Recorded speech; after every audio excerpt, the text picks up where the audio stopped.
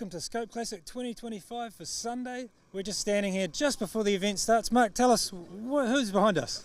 This is an amazing team of volunteers. We literally couldn't run an event without their support, so a big shout out to our volunteers. And guys, give us a big cheer for the day. Woo! All right, enjoy the live stream. We're going to be live all day. We're going to show all of the racing. It's going to be a great day.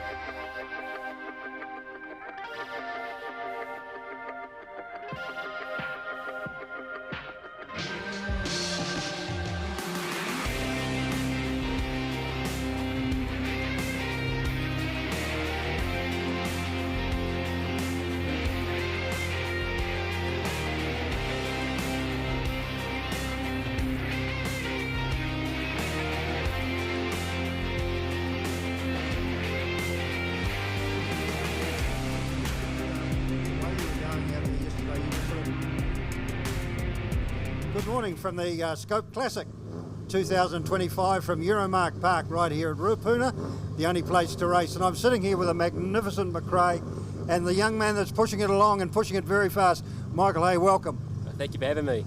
That's an absolute pleasure. Can you just tell us a little bit about the car and how you came to be sitting in the driver's seat? I'm very fortunate to have the opportunity to drive the family car this weekend. Started off SKOPE last year. That was my first race in the 5000 and it's evolved since then. And you're doing a fantastic job here to win yesterday, but you had to work pretty hard. It wasn't given to you. It was a hot track, and the rears were starting to go. I'm lucky I got first pole position, and happy to control the race from there. The way you were handling the car, even during practice on Friday, very impressive. How long have you actually how many times have you actually sat in the seat of the car? It's my fourth weekend of racing. Getting more comfortable, but 12 odd races. Well, I'll tell you what, you're doing a great job, and thank you very, very much for bringing out such a beautiful, beautiful machine. And you're a very lucky young man. Very lucky. Very lucky, and I've got to thank Dad for giving me the opportunity, and Mark Collins, who engineers the car for us. He does a stellar job keeping it in good shape. Well, thank you very much indeed, Michael, and all the very best for today. We'll be watching.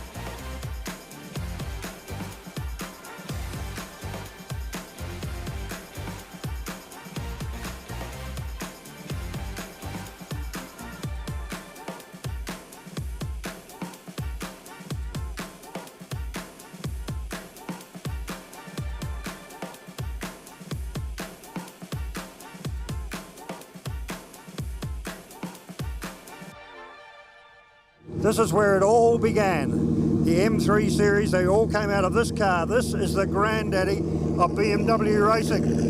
It's the most magnificent. It is a genuine Team Schnitzer car, 73, I'm sorry. And this is the car that has won just about every single race in Europe it ever ran. And this is the genuine article. So all the M3s, the M2s and what have you have come out of this car. It is the granddaddy of all BMWs. Just want you to have a good look around it. It is just such a magnificent machine. And as I say, it's a factory Schnitzer. Run by a couple of guys that have owned it for a little while now. Can I just put my head in here and say, what a beautiful, beautiful machine. I bet you're very proud to be driving this. It's a privilege to drive. This is my great mate's Jonathan Phillips's recreation, 3-litre CSL. He's painstakingly hand-built this for 6+ years. And it really is a credit to him. Absolutely. And I'm very, very privileged to be able to drive it with him shared today. He's in the Ron Silvester class, and he's had great run there too. So it's a terrific thing to be able to do with a couple of good mates. Yeah, that's excellent, fantastic, and the car looks so good. And I'll tell you what, you don't look bad in it either. So you don't. It fits me. Yeah, right, that's it. So there you are, ladies and gentlemen, a genuine Schnitzer car. Absolutely beautiful. And if we just pan around very quickly, we can probably see the man that owns it right behind us. Well, there we go. We're back at the SKOPE Classic for 2025 here at Euromarque Park out at Ruapuna, and we're looking forward to a fantastic day's racing.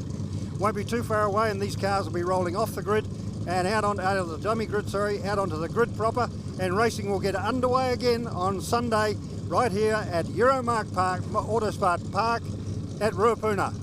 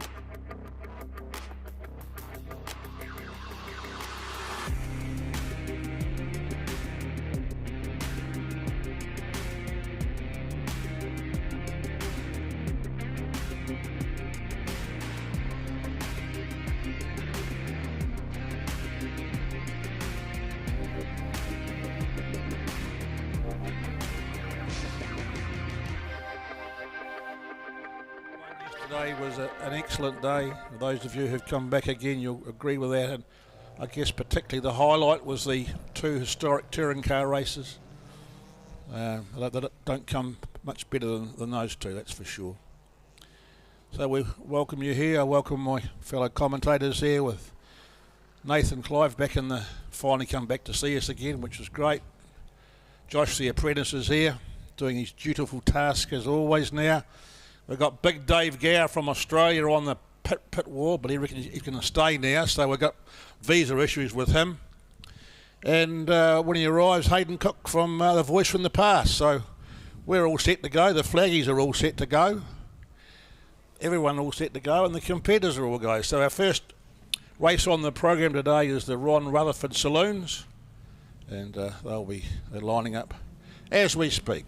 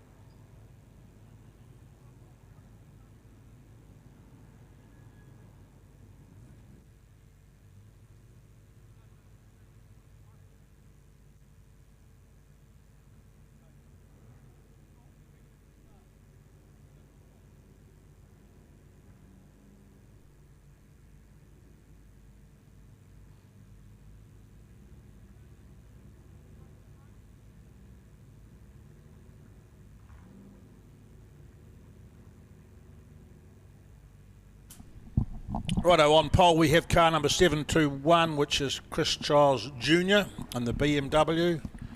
Outside him is Jonathan Phillips and his, no, I beg your pardon, it's Mark Scott in the beautiful 3-litre BMW.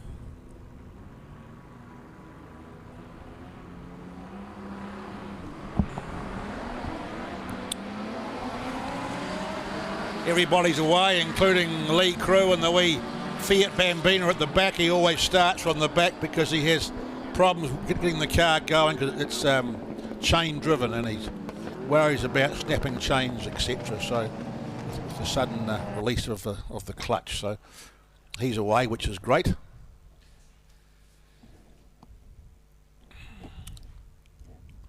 So Nathan, it's a while since you've had a chat about this. Yes, good morning, Lindsay. Good morning, everybody. Back into it. It feels like it's been forever since we've been here. Certainly fantastic to be back, and what a meeting to be back for. I guess a bit's happened in your life since last time you were here, so I say congratulations for all that. Yeah, thank you. Eight-month-old And next tomorrow. well, he'll be in the commentary box soon, or behind the wheel of a car like his granddad and things. Yeah, we'll see how that one. We'll see how that one transpires. We'll see how big the checkbook is as he grows up. But great to be back, and as always, our Rutherford Saloons putting on a great little performance. Two very different BMWs up front of this field, Mark Scott and Chris Charles. Yes, they certainly are, aren't they? Very different shape in terms of the BMW to the more modern M3 that we see out there. Yeah, they're the more sedate. I use the word sedate when we compare to a lot of the other classes we have. This class here. Car 348 goes through. That's Brett Finley in the Shell Sport Datsun 1200, a car with a bit of history in it. Yeah, Brett, a competitor who's been around now for a while in that car. Yes, there's quite a few names in here that certainly come back every year. But out in front, it's certainly Mark Scott with that lovely BMW, 3-litre BMW. The Snitzer From 1972, that car. Yeah, running the Snitzer livery. 50-year-old car. It doesn't look like it, does it? No, beautifully presented. Yeah. Ford Sierra Cosworth RS David Stone, car 190, just sitting there in third place. It's a pretty standard sort of car. Well, plenty of dust over there. We got a bit of dust at the hairpin. It was a Datsun, I think, wasn't it? The Mercedes of Soren Stewart, the E190, just had a little bit of an off there, and Graham Menzies, the little Datsun 1200. So I think maybe they came close down there in the head, but everything all straight and up and running again. Car 62, the A40 Farina, or the Fordina, driven by Tom Collins. The car been in the Collins family for quite some time. It's actually a chopped Austin A40 Farina. A chap called Jim Mullins, I think, did the first one, chopped the A40, and this is a replica of it. Is that supposed to be like a... It's a lovely car. The front end on that, is it supposed to be like a Shelby front end for... No, it gives that... Yeah, the way that it looks. The A40 Farinas were quite chunky, if I recall. But that, yeah, they've chopped the roof, and that's the snout's definitely longer than the traditional one is. Yes. In fact, it's a whole lot chunkier. So, yeah, it's a nice car. That it might be A40, but I think it's Ford powered. Right. And Tom does a really nice job in that car. He's sitting right in behind Hamish Robinson in the Fiat Uno Turbo. Just looking there, Alex McCaskill Toyota Corolla, car 77, sitting round about in that 11th spot. but it still continues to be Mark Scott at the front of the field. Chris Charles sitting there about a car length and a half back. Fantastic array of cars in here, BMWs. Nissan Sentra GT car 89 of Chris Stevens. Just heading down towards the CMG Motorcycles sweeper. So we're over halfway. We're lap 3 of our first race of the day. 6 laps, so we're on the downward stretch towards home. Just car 335 there coming through the Parks S's as Ken Walkerton, the Lancia Monte Carlo, also famous Lancias for their rallying attributes back in the World Rally Championship Group B days. Lead crew there just coming past our start finish line. Car 46, and he's still got that Fiat Bambina wound up. Of course, motorcycle engine in that one. Car 11, Paul Goodwin just coming down past our start finish line point. Another one of the Shell Sport Series cars, the Unipark Honda Civic. Great to see that car still out here.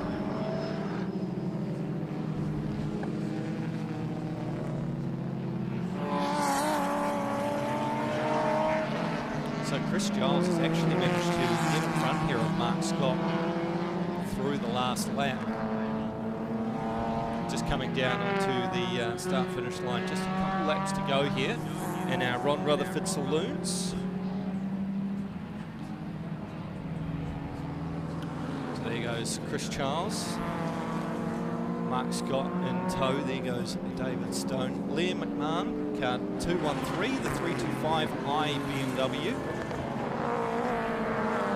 This field comes through a little bit more dust coming up there. Graham Menzies well wide through the second part of the Parks S's. Oh, he's losing it, and he's managed to come to a stop just on the left-hand side of the drivers. Graham Menzies there. He's managed to get it going, but that was a brown pants moment for Graham Menzies. Probably need a new pair of underwear after that wee moment. Well, the colour of his car would suggest that he probably needs them anyway. Yeah. But he's away again, so that's positive. So last lap board coming up for our Rutherford Saloons. As we pick up the leader, Chris Charles. He's just started to stretch his legs here in the late part of this one. A good little battle further back in the pack there. We see the Fordina of Tom Collins battling away. He's got the Nissan Sentra GT of car 89. That is Chris Stevens. Throw in there the Porsche there as well. There's a few going in a bit deep at the hairpin, isn't there? Yeah. Oh, Eric Wide. That's the second time that the Datsun's done that. Yeah, I think Graham might just have a little bit of issue just getting a stop. Yeah, I think he has. At Euromarque. So Phil Redmond just on the tail of this little wee group. He's in a 944 ES2 model. And of course as well, Lindsay, all of our classes have a significance in terms of the name of the class. Ron Rutherford, a great man in terms of building and being involved in motorsports across Canterbury. Yes, the 260M that we see, the special we see in the Vintage Car Club class, and also with the beach racing.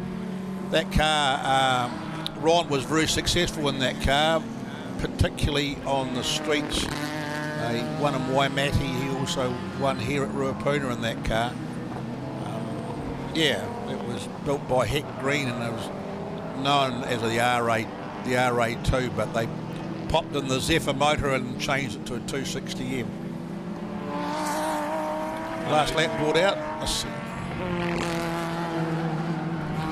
Yep, just coming through the final corner now for Chris Charles in the BMW M3 and tidy drive.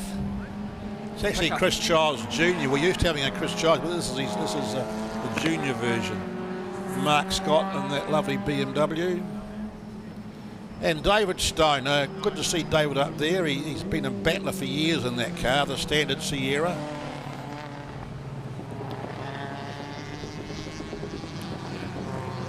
Well, good start to the morning. Rutherford Saloons kicking off our Sunday action here at the 35th SKOPE Classic.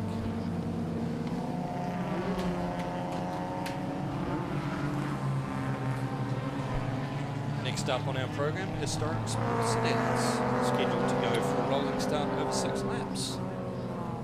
Yeah, the Historic Sports Sedans is a new class, I think, because these cars have normally been mixed with the other classes. It's for elderly Oscar cars and a few North Islanders here, and so it's, you know, the sports sedan equivalent of Oscar up there. There's a few of those cars in the field too. Notables include Lawrence Nola in the Camaro.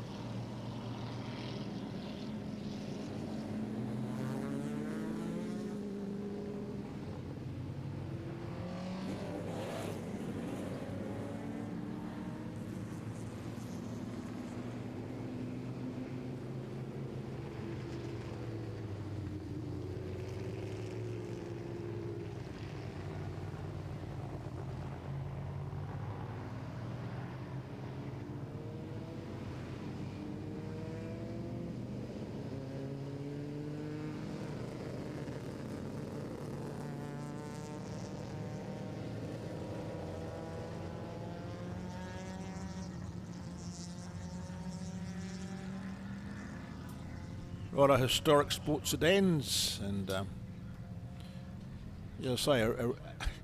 not new cars, but a new class to our meeting. And I guess time dictated that this would have to happen, seeing that open saloon cars and the Oscar register have been extremely popular here and for a long time, 40 plus years now, and in fact almost formed the backbone of motor racing here at Ruapuna. Yeah, good field of cars for this one. 20 cars in this third race for the historic sports sedans, and we may be looking down the barrel of a handicap. It says on the program a rolling start, but on our timing screens it is suggesting a handicap, so we'll have to wait and see as to whether this is indeed a rolling start as scheduled, or if it is back to a handicap. But for sure, there's some good cars in this one. Lindsay, we spoke about it just before the went on air. The car 8, Dennis running in the Mazda RX-8. Beautifully presented car, and good to see it back out there in today's running. Yeah, that's a car that was pedalled by Kieran Wills back in its day. Well-known competitor in sports sedan. I say sports sedan when I'm really trying to say Oscar down here, but they're all interwoven over the years. And of course at the back of there is Steve Ross and the magnificent PDL Mustang 1. Yep. So looks like it will be a handicap start. We do have Nev Agas in the Chevy Nova, the American native, coming into the pits, so not too sure what that's about. He was maybe scheduled to start in the pits. I do know Steve Ross, the other Ford with a Ford Mustang out there, was scheduled to start in the pit, so maybe this is just the... Yeah, he's coming through now. Yeah, well, here comes the Nova 2, is lining up in the pits, and we got quite a... Oh no, there's Rod Grimwood in the Viva that's in row 3 there. Yep, looks like it'll be a handicap start, Lindsay, so this could get interesting then for the second race of the day. It could do. Yeah, here we go. Yeah, rightos. Yeah, and then there's the RX-7 of car 52 of Peter Blomfield in that American-built RX-7. He's lined up beside the Viva on row 3. There's a gap beside the... Okay. Here we go. First 3 are away. Yep, so that's Bruce Goodwin, Darryl Kite, and the car 27, I think you said it was it? The RX-7, sorry, car 52, Peter Blomfield. Peter Blomfield's next away. No, he's still there. So yeah, Peter's away next. That is 228 Lynn Hatton in the with Chevy the Viva of Grimwood all the way from the Wairarapa. Yeah, Rod Grimwood, beautifully looking presented silver Vauxhall Viva, and alongside him Peter Blomfield. Then we go back, car 7, Adrian Dobb, and then behind him, yeah, all that group, pretty big group this one. All that group is away safely. Yep, Jason Froome, Shane Barnes, David Berry and Peter Hooper, the remainder of that group. We have the faster boys at the back. Yep, next up will be Peter Britton, Graham Barnes and Gordon Burr, as well as Tony Mann and what looks to be Dennis running. Car 74, the green Vauxhall Victor of Tony Mann from Dunedin. That car was the Oscar-winning car of Don Alvey, 1989, when Don won the Oscar Championship.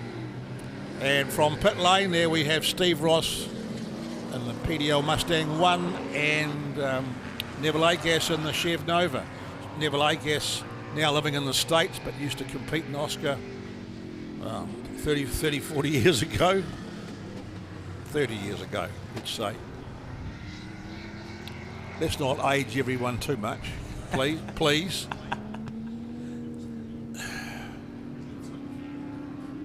Wow.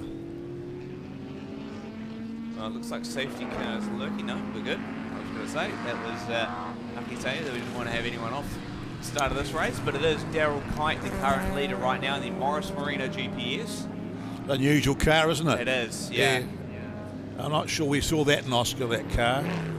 No. He's closely followed by Bruce Goodwin in the Ford Zephyr Mark III, another good car to have out here. Then Lynn Hatton in the Chevy Camaro, and coming across the line now, Jason Frew in the Chrysler Valiant Charger.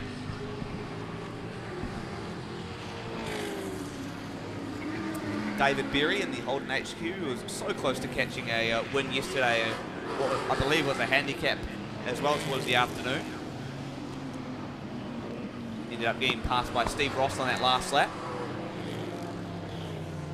So it looks like the handicappers have rewritten the procedure for this one and put Steve Ross in the pit lane with a pretty significant grid drop. You can just see him coming across the line now. I've got to say, doesn't that PDL Mustang look as Yeah. looks lovely, looks as good as it did in its heyday.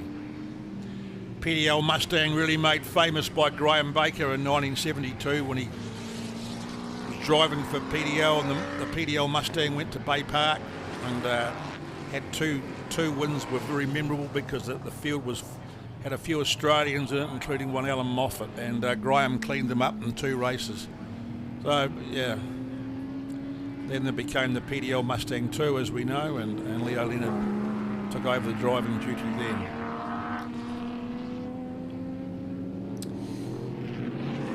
Daryl Kite just coming back across the line to finish his second lap. He's being hunted down by the Zephyr of Bruce Goodwin and the Camaro of Lynn Hatton. I'm guessing a last-minute car change for Lynn Hatton, because it seems like both the Camaros of the Hattons had issues early on. The 1998 Chevy Camaro of Lynn Hatton she usually runs. Yeah, there was 2 of them went through practiced here on Friday, but I see only one of them here is one of them this weekend. Well, I know I do remember in the first race for the historic sports Sedans, Chris Hatton, I do believe, stopped over towards the Hattons Marshall Point just before the CMG sweeper.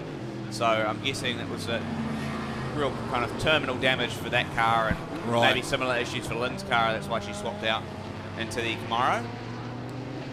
The Z28. Yeah, Z28. Of course, the Camaro now, after long history, has finally gone out of production. So that raises interesting subjects, doesn't it? It does, yeah, with the future of General Motors and motorsport. Of course, Camaro only just replacing Holden in the Supercar series, and then that raises questions about their NASCAR commitments as well. With the Camaro now being badged as Chevrolet from now on, NASCAR, so will be interesting to see how that's approached. Well, they are Chevrolet anyway. Yes, but they can't put Camaro on the back of the bumper as they used to, so it's all a little bit tricky, and could end up being Cadillac that joins Supercars. Yeah, well, that's all part of the same family, so that wouldn't surprise me to see Cadillac. They've got an endurance program, and now they've got an F1 team sorted, so you never know. That car of Peter Blomfield out there, the yellow and white RX-7, car 52. Bit of a history that. Peter, that was discovered, abandoned somewhere in the United States. And those who discovered it, there was no log, well, I'll lie. The car came to New Zealand and the logbook didn't come with it, and they couldn't find the logbook. So Peter really had to work from scratch on the car. So they know little about it, but apart from the fact that it was raced in Sports Car Association sedan racing in California, and I'm not sure Pete's got that car going properly yet, but a lot of work's gone into it. Now it's good to see it at least completing races this time out. Well, it is one of 3 Mazda RX-7 S1s out there. Peter Blomfield, Adrian Dobb and John Telford, the 3 cars running those RX-7s. John Telford was a non-starter, so we've actually only got 2 out there at the moment. But for sure, beautifully presented car of Peter Blomfield. You mentioned it earlier, before we even started this race, just sitting on the ground, looking really, really good. Yeah. He's done it up well. And he has, and he had a lot of work to do. I mean, when it arrived at didn't look quite like it does now.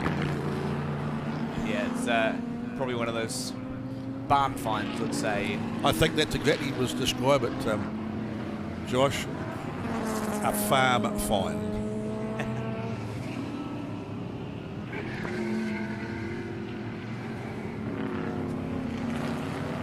Well, it's still Daryl Kite at the front of this field, so with 2 laps to go, this could be a bit of a coming down to the wires type finish with car 18, Gordon Burr, starting to make his way through the field. He's up to 3rd.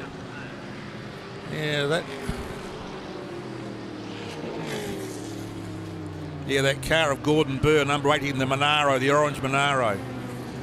It's certainly got some mumbo, hasn't it? 100%. Holden Monaro, quite a common car down in the Mainland muscle cars. Yeah. David Berry, I believe, used to run one. I'm not 100% sure on that, but there was definitely a lot of cars in Mainland muscle cars that tend to use them. Good motor in them, good chassis, and pretty popular car nowadays with those classes.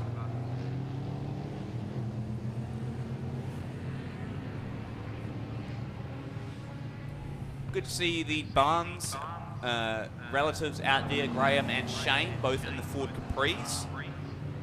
Of course, really the Ford Mustangs, the Anglias and the Escorts, really the ones we see here more often, the Capris. Fastest lap time, not surprising, is Steve Ross with a 1:32.7. Yeah, Steve Ross currently in the 12th spot, about 22 seconds back from the leader, which is now Gordon Burr. Burr has taken the lead over Daryl Kite.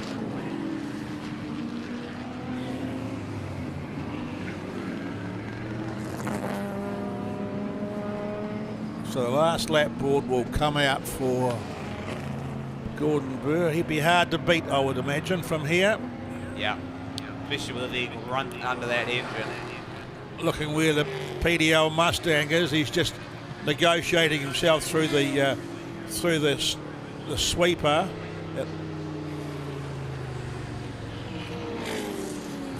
About to attack Dennis running in the RX-8.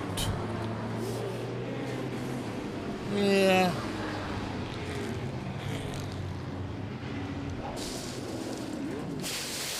Actually, this could get a little bit close, as it looks like the fight for second is on between Jason Froome and Daryl Kite. Froome goes up the inside of Kite, so he is doing about 1 minute 40.4s compared to what Burr's doing, 1:36.2. So don't think. Hello, we have a red flag. Oh dear. Okay. Oh, there we go. So red flag down at turn 1. Abbott Yep. Insurance. Yep. Turn 1. There's a Lawrence Nolan, the Brennan Camaro. Yep, he's gone straight off. There were flames with it. Well, that's good.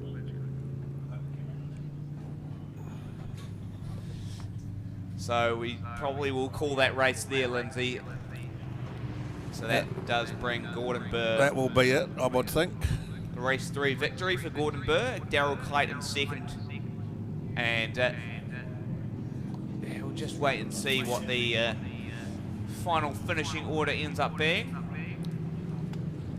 But an unfortunate incident down at Abbott Insurance for Lawrence Nola.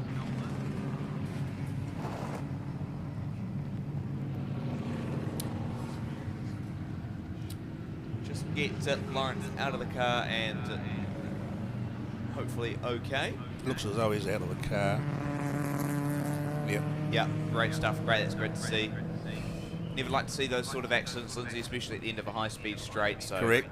Very, very good to see Lawrence out of the car. He's still, it looks like he actually is still in the car, but he's moving around. So that's always a positive sign. Looks like he's just preparing to get out. So, looks like we'll just have everyone stopping down at the start-finish straight. Gordon Burr, Daryl Kite, and Jason Froome, the front three to get there.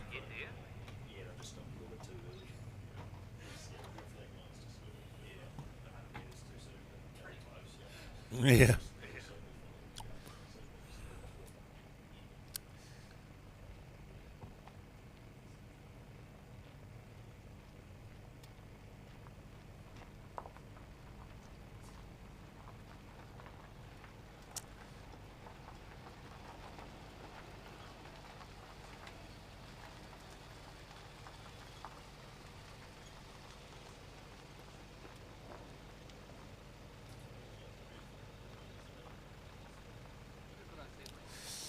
So just waiting on what the call will be to finish this historic sports sedans race.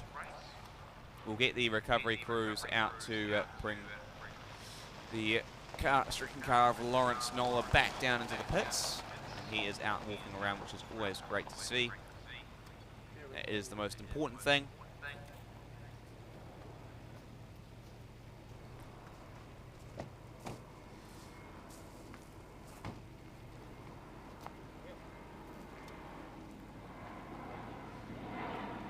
So everyone just parked down at the CMG motorcycle sweeper. Looks like they're just going to move up slightly back to where the red flag line is. Some are pulling to the pit, so I would say most likely race control have called this race.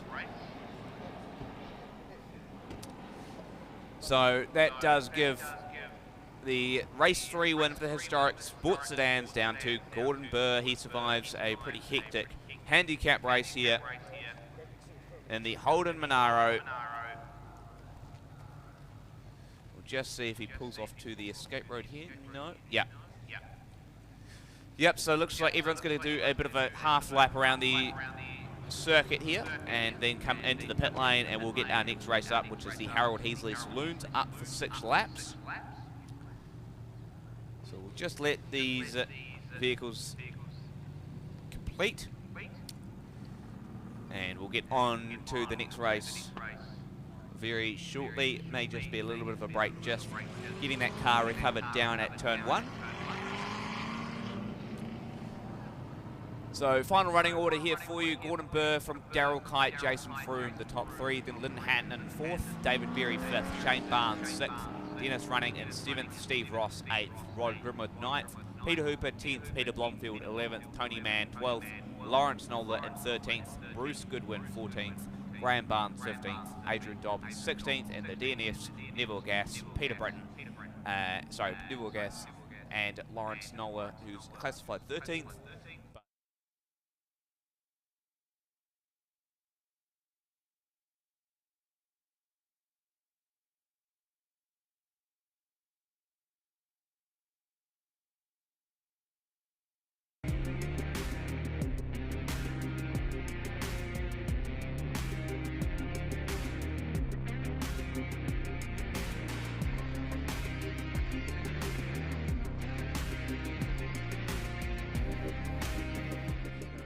By, and looks like they had a bit of a tough time just getting that car up onto the crane there. Hayden, they just had to bring it up through the crane rather than flat bending it. With those flat toes, you've got to be able to get under the front of the car and attach a winch to it to haul it up onto a flat toe, and they just couldn't get under the height of it with where the angle was positioned and the lack of height with dropping a wheel. So they had to hire it on, so it's good to have that car back in the pits, and hopefully it's not too big an issue. I see Grant Milligan is currently parked at the back of the red flag queue. He was waving his hand frantically. He's now been towed off as well by the safety car, so by one of our safety cars. So hopefully they'll be happy with leaving the escort on the infield. He's not really in a dangerous spot, hopefully, and we can go back racing this time around. They can always bring him into this little area here, Hayden, this little bay. Yeah, they've just got to keep towing him. If they can get him behind that inside pit wall, then that'll be okay. Yeah. I'm not quite sure that the tow car is designed to be towing escorts up hills on grass. We possibly need some more hardware down there. So this could delay. Race control will be watching that situation whilst the field is behind the BYD Seal, which is coming through the... Is it still a carousel? Yeah, is he? Yeah, it's not designed to be towing. Alright, there we go. So he's up on the hill now. Pace car lights are off. Okay, pace car lights are off. Excellent. 2 laps to decide the victor of this, the 3rd race of the Harold Heasley Saloons this weekend. Jeff Judd, Steve Pauling and Tony Pearce in the top 3. So you want to watch out for will be Stephen Hurst in the Anglia, who's making his way through the pack quite nicely. He's currently in 12th, so expect Stephen to make up a couple more spots. They are under the lead car's control and they are slightly side by side, but they'll sort themselves out across the line. Not a perfect safety car restart, but it's classic racing and we'll let them go. Yeah, that was Wayne Perkins thinking it up the inside of Tony Pearson. So Perkins up to third now. Craig Pigeon's up to... yeah, was that twice. Craig Pigeon with a late dive into Abbott on the second apex. He made that move stick very nicely. Yep, Gavin Jackson there too. So it's Jeff Judd from Steve Pauling. Here comes Wayne Perkins looking up the inside. He's going to... Oh, he had a look, he had a sniff. But it wasn't going to work for him. So it is Judd from Pauling, from Perkins. Then we go back to Pigeon. And then Gavin Jackson, and then it's Tony Pearson who's dropped all the way down into the 6th spot. Yeah, he got swamped on the start when everyone else put the pedal down when the safety car lights went off. But so we've got 1.5 laps left to run. Jeff Judd continues to control the field through the carousel. Steve Pauling not too far behind him though. We'll see if Juddy tries his usual sideways antics through the S's. Milligan's got his car restarted and is rejoined. Well, there you have it. And just looking back. Oh, that's a big lose for Wayne Perkins on the exit to the S's. Honestly, I think this track is starting to become Wayne Perkins' Achilles heel at this point. He's had a couple of losers, and he seems to be slowing right now. He's gone wide. He had another massive moment on the entry to the sweeper. Had to correct, and he's lost a spot to Gavin Jackson. So Gavin Jackson now up into 4. Yeah, Wayne Perkins. We've seen him here in the Chef Camaro lose 2 races on the last lap. One he spun it up on the exit of the CMG sweeper, and I'm not 100% sure as to where he spun it up. It might have been Euromarque in that second race, but he tends to be struggling a little bit with some of these corners at this point. Wayne Perkins, even though he's one of the most experienced drivers in this field, so just uncharacteristic mistakes being made as the last lap is underway. As Grant Milligan's gone through the escape rope. Grant Milligan is going to get a slap on the back of the hand for rejoining the track and then shortcutting it to get back to the pits rather than waiting for the end of the race. Oh, anyway. Well, the battle for the lead intensifies. It is Jeff Judd, but only just over Steve Pauling. The gap was 0.8 of a second the last time by the start-finish line, and it's definitely closed to within 0.3, I'd say, by this point. Yeah, that's Steve Pauling certainly keeping Jeff Judd honest. Only a couple of corners left to go though, as Juddy throws the escort at the S's, keeping it far straighter this time. He knows the threat that's sitting behind him. Craig Pigeon looking good there in 3rd. He's under pressure though from Gavin Jackson in the Triumph. Then Wayne Perkins, who's had a bit of a tidier lap this time, ahead of Wayne Hull in the Capri, who's made his way up past. Again, Tony Pearson has dropped a pile of places since the restart. Well, here we go to the checkered flag, and it is Jeff Judd who claims race 3 for the Harold Heasley Saloons. Then we go back to Steve Pauling, 0.3 of a second back. Then Craig Pigeon, a good recovery from him from 6th to 3rd. Then we go to Gavin Jackson, who's made his way up 2 spots, and Wayne Perkins, who dropped a couple after those mistakes. Then Wayne Hull in 6th, then Tony Pearson 7th, Sean Turner 8th, Gary Cliff 9th, and Rod Sinclair rounding off the top 10, while Stephen Hurst makes his way up to 11th. Yeah, a good finish for the Harold Heasley Saloons after the mid-race pause. Hopefully, Ewan McPherson's Anglia can be restored to one piece. 4 wheels would be nice, and we can see the entire field back out here again this afternoon, 2 p.m. Their final race for the day. And it will be a handicap, which is always an interesting affair when you've got a field that is as close as the evenly matched Harold Heasley Saloons. Well, looks like Dave Gower is down in the pits with the Mainland muscle cars. Dave, what have you got for us, mate?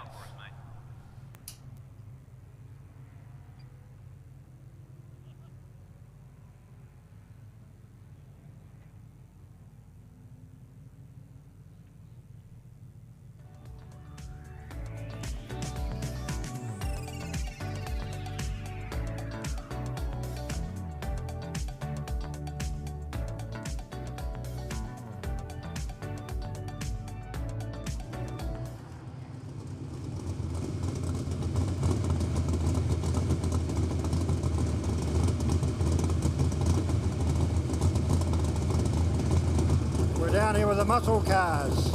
Boy, oh boy, do these cars make that ground really shake. And we're down with the series leader. How are you going to hold this this lead you've got in the championship? G'day Howie, I haven't heard a thing you said so far, sorry. How are you going to hold the lead in the championship? Yeah, we've got a small lead at the moment, so yeah, just looking to improve on that today. We're starting from pole, so yeah, we just need a good start really, like we had yesterday. So that makes a huge difference. So that's what we're going to do. You happy with the way things are going for the weekend? Yeah, not too bad. We had a wee spin in the reverse grid race yesterday, but we're keeping in touch with the other guys, which is the main thing in terms of the championship. So no, just step by step, race by race. Good luck. Well, there you go. Back to the racing upstairs in the Dave Cook commentary box.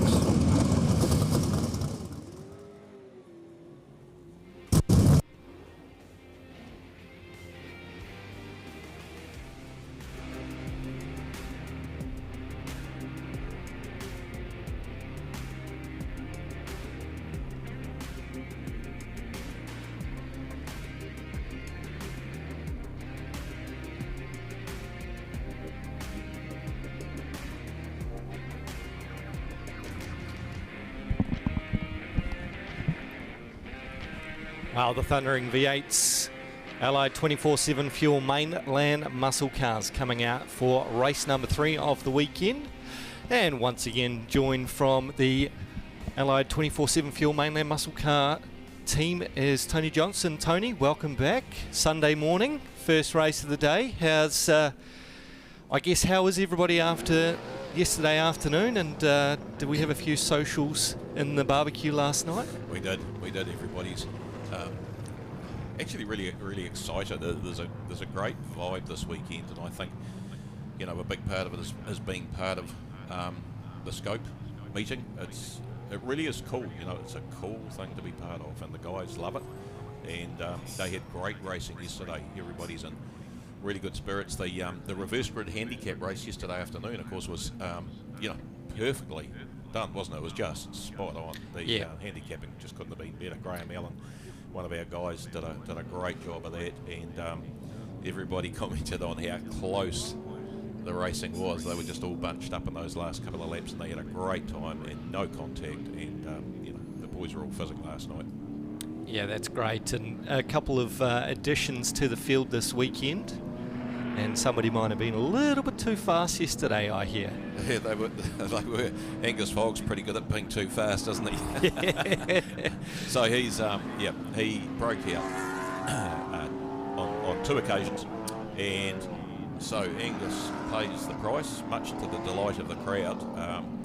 He'll be starting from the back because he broke out, and you know, that's just going to provide another really neat spectacle to this race. So keep your eyes on Angus from the race start. You'll see him right at the back, very back of the field. It's a scratch race.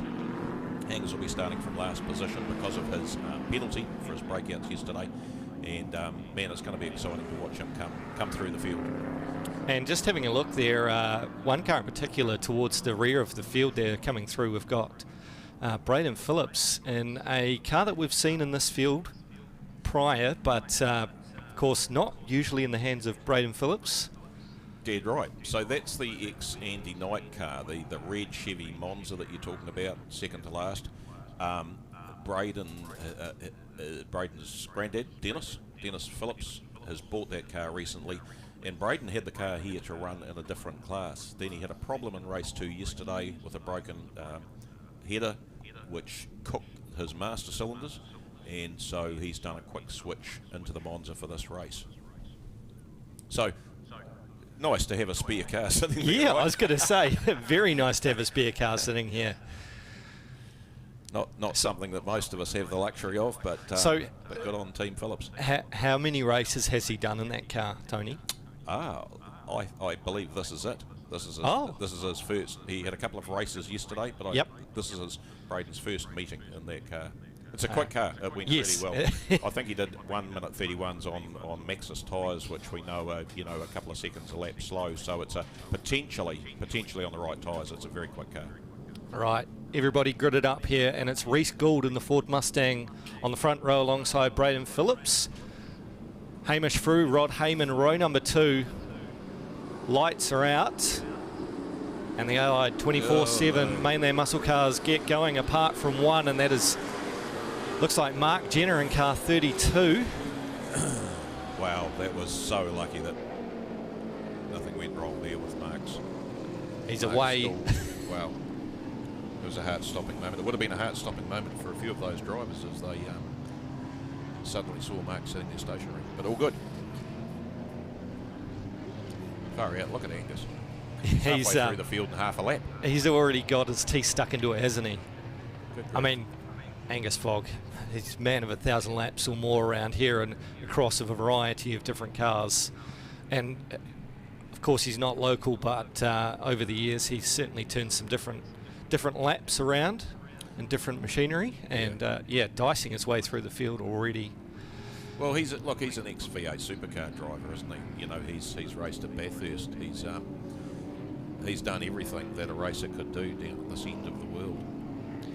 Talk us through Paul Clark's car. That's a different car for him this is the first time I've seen him in that car. Just what's the history on that car of Paul Clark in position number 2? Brand new car. It's a brand new car? Yep.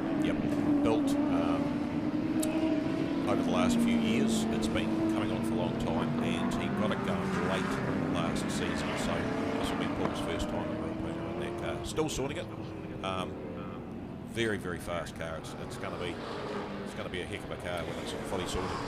So just remind us again, Tony, what is the breakout time for, as we see past there, Braden Phillips just firing that Chevy Monza up the inside of Paul Clark for second place.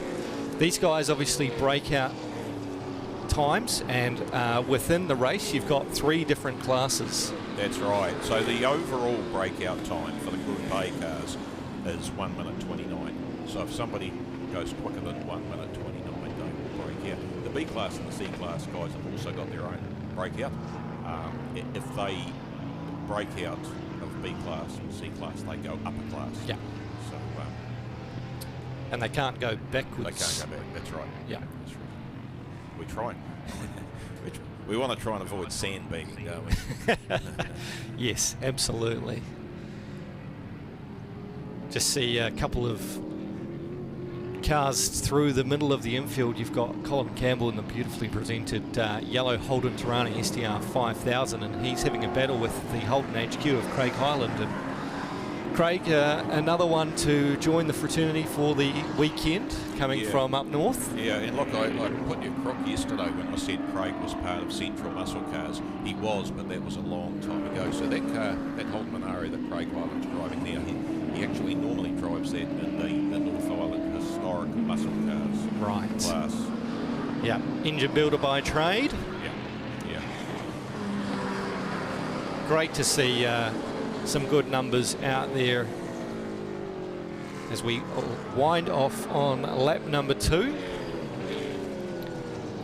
And it is 6 laps for our 24/7 Allied Fuel Mainland muscle car field, their 3rd race.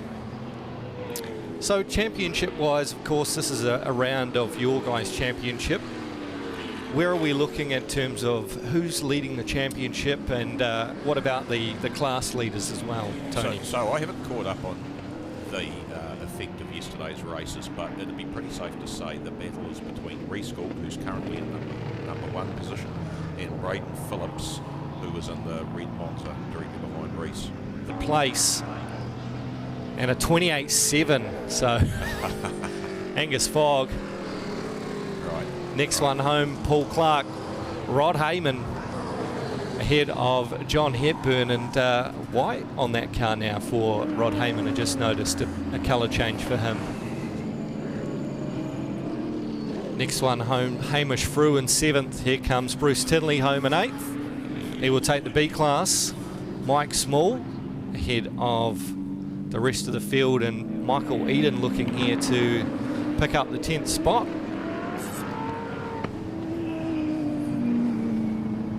And our C-Class battle rages on. Craig Hyland coming through in 12th. Mark Jenner in front of him, and Colin Campbell looking to pick up the C-Class race win here.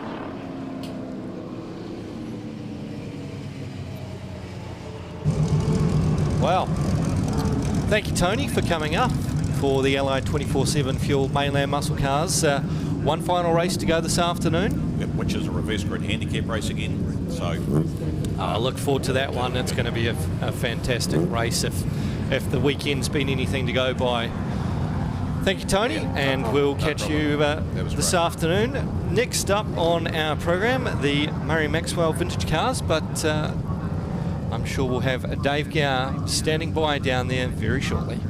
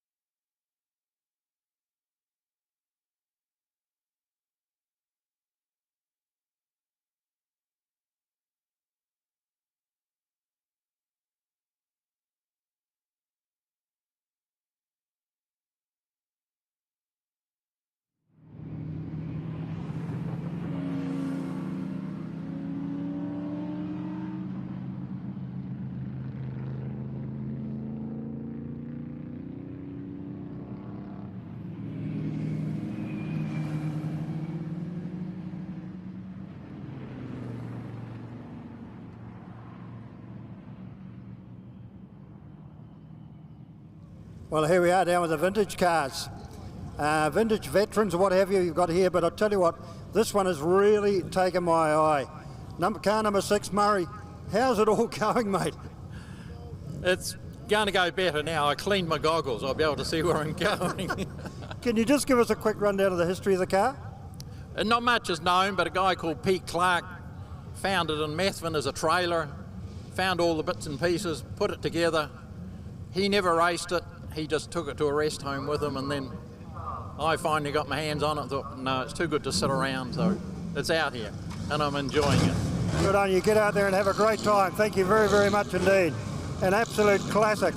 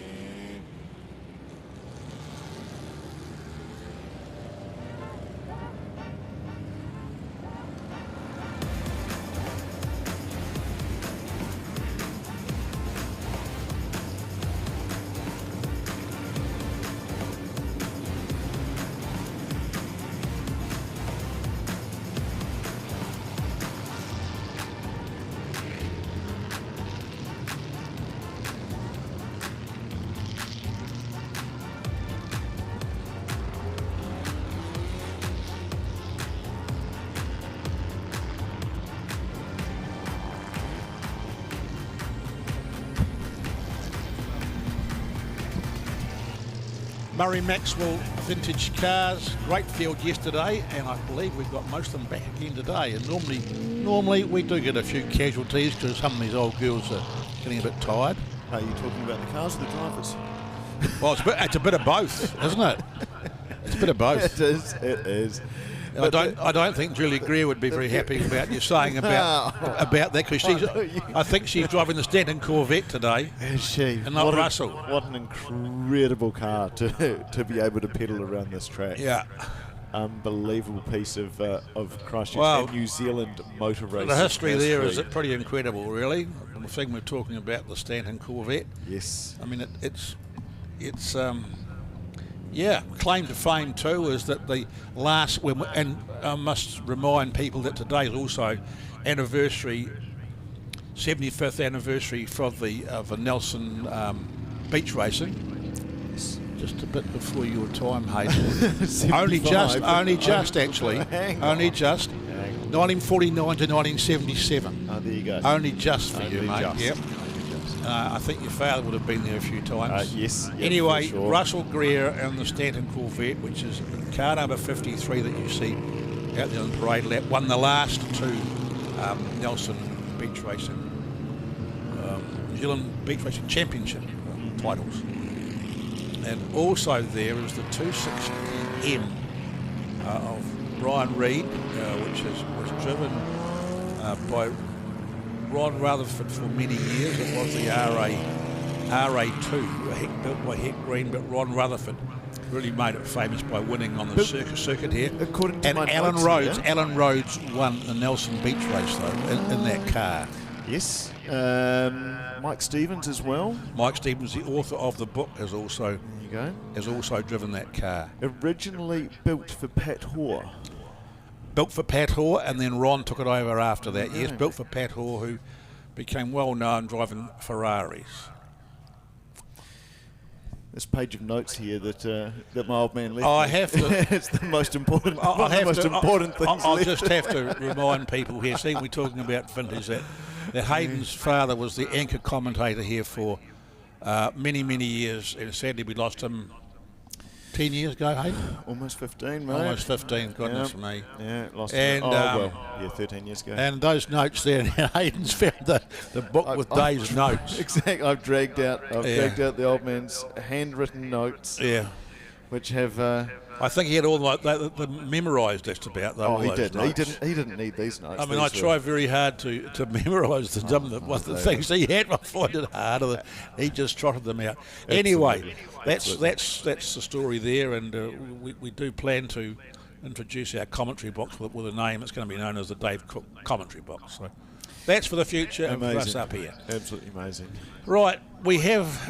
Let's get ourselves organised here. Car 68, which is not in your program. Sitting on pole, not in our program. Not in our program, but it is Hamish Pigeon. Yeah. Alongside a BBM Mark II. Yeah, alongside is John Rapley in the Brabham BT2. Now, this is quite a famous car. This was built by Denny Holm when he was working for Brabham, and it arrived in New Zealand and ended up with at the Southgate Museum in Paraparaumu, and it was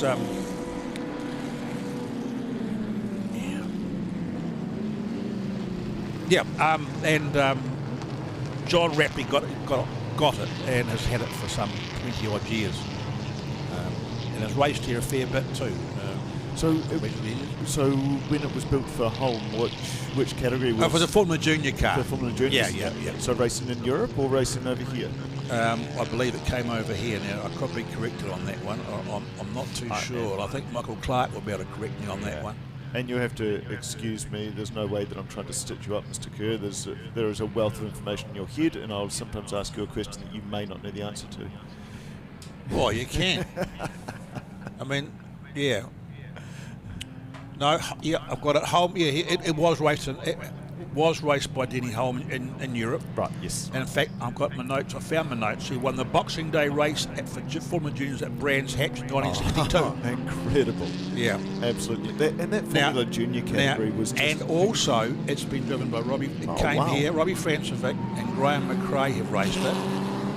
But when it was in Britain, it was once owned by a short time by a chap called Roy James, who was one of the great train robbers. And John Rapley restored it in 1987 after purchasing it from Southwood Museum. And that Formula Junior category has such incredible pedigree in the world. Well, it has. And we've had them out here on tours out here, the chaps from the UK. Great bunch of people, an incredible array of cars. Yeah, for sure.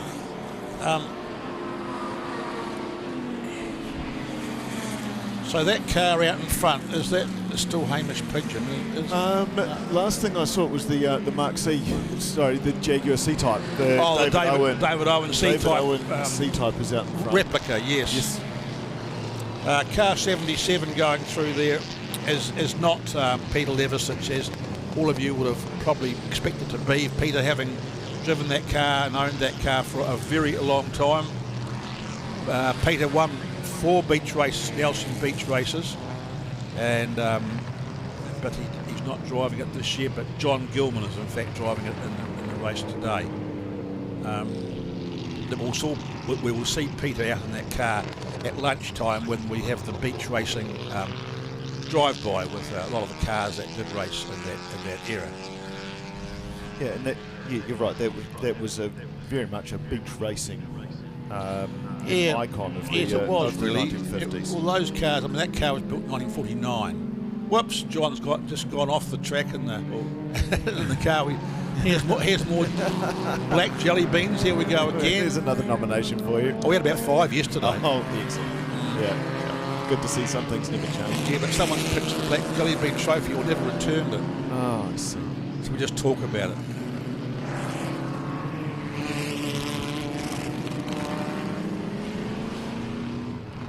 Interesting that I see Mark Barrett's made his way up into 3rd in the 23B replica. Those are Lotus 23Bs, certainly at the pointy end of the VCC category over the past couple of years. Tracy Barrett in the 23C in 5th.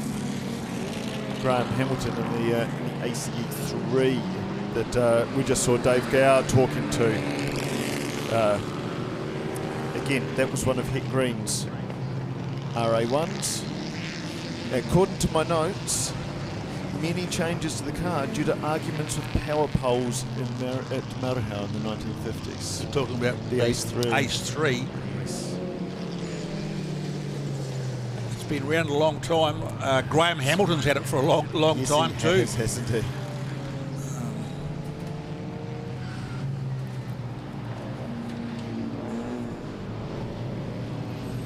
Yeah, Graham's had it since 1979. Oh, wow. Red light. Oh, dear. What is it? Where are we? Oh, we've got someone. Oh, someone's on fire. Someone's on fire over there. Oh, I hate that. Oh no. 4. Cameron Lawrence. Oh no. The Mistral. The Mistrals. A wonderful history out of Christchurch, those Mistrals. Look at the camaraderie of the VCC men who are driving across the grass in order to assist the safety crews who are there pretty quickly. That car is come on, it's starting to really quite get well going. alight.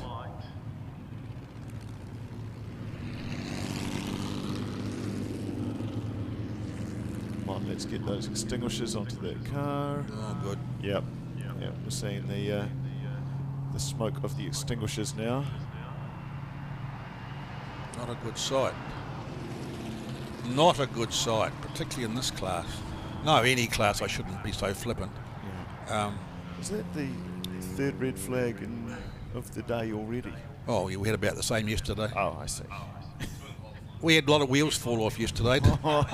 We've had one today. That's right. No, we had two yesterday. 2 was it, Josh? Two wheels fall off yesterday. The F5000? Yes, we did. Looks like they have the fire under control, which is the immediate That concern. did not look nice, did it? No, it did not. It was barbecuing quite nicely. Hopefully Cameron Laws is out of the car. We are waiting to see. Do I dare make a comment about the fire with the car, Hayden? About the fire with the car? Yeah, the fire with the car. Right. Been put out successfully. They're able to get near it. Here we go. Here we go. Yes, there is no there's no thermal overrun because it doesn't have 1 million battery cells. No. Is that where we were? Neither it does. Is that where we Neither were going it does. with that comment? Oh my goodness. Oh dear. Oh my goodness. There is a place for batteries and hybrids. I have to confess, since a place for this. Since I've seen you, oh yes, I would buy that too. Yep. I have to admit, Hayden, since I've seen you last, and this is a huge admission, I've actually driven an electric car. A full electric? Yeah. Full electric? Peugeot? Yes. I did. Drives all right, doesn't it? Turns out when you put your foot down, it's like a light switch. I've just admitted it, right? Yes. Don't, You're not. Oh, okay, baby steps. You aren't, baby steps. You aren't baby a dentist. You're not a dentist, right? Right. Okay, we won't go all the way just yet. No, my new company car's a hybrid. Apparently gets about 1,000 kilometres to a tank. Oh, that's nice. Not bad, is it? No. Not bad. So. Okay, so it could take a wee while to make sure that fire is out. Yeah, we still have a good 4 laps once they cross the control line to go in the Murray Maxwell Vintage Cars Race 3. But we're talking about the Mistrals, though. There's 3 of them. Yeah, they were built by. Well, not Steel Brothers. They were the Lotus. Weltex Plastics built the bodies. Here locally. Under license, yeah, here locally. They built the body shells. Wow. And you fitted what you would around it. And that was back in the late 50s. And there's three of those cars have been running for a left for a very long time too.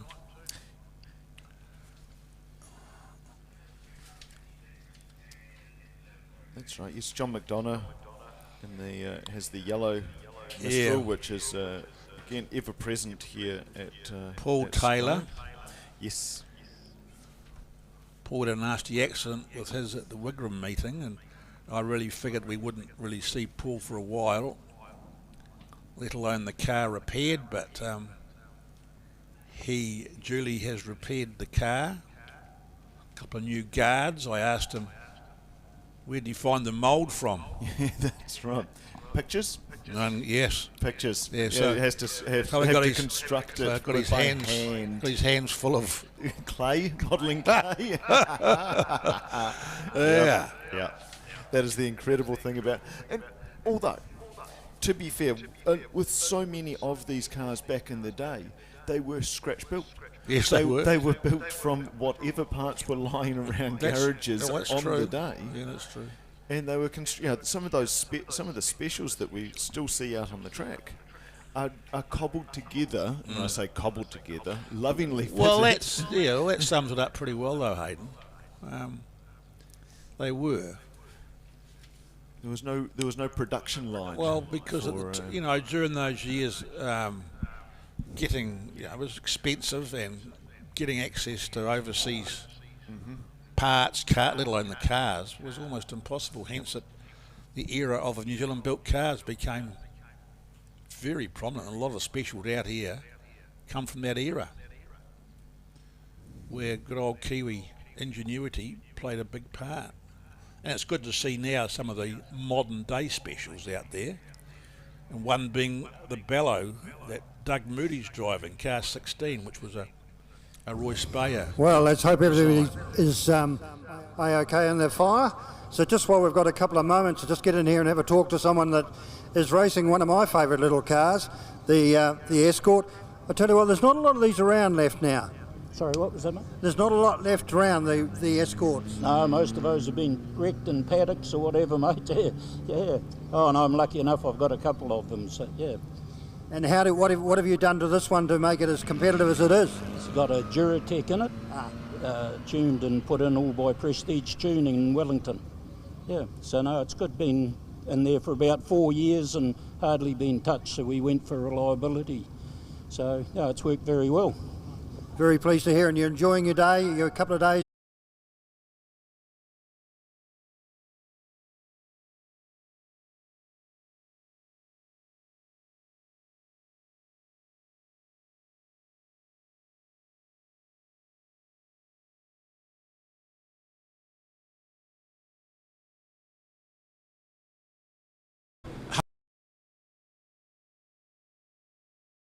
They were kit cars. There was 10 of them built in Christchurch.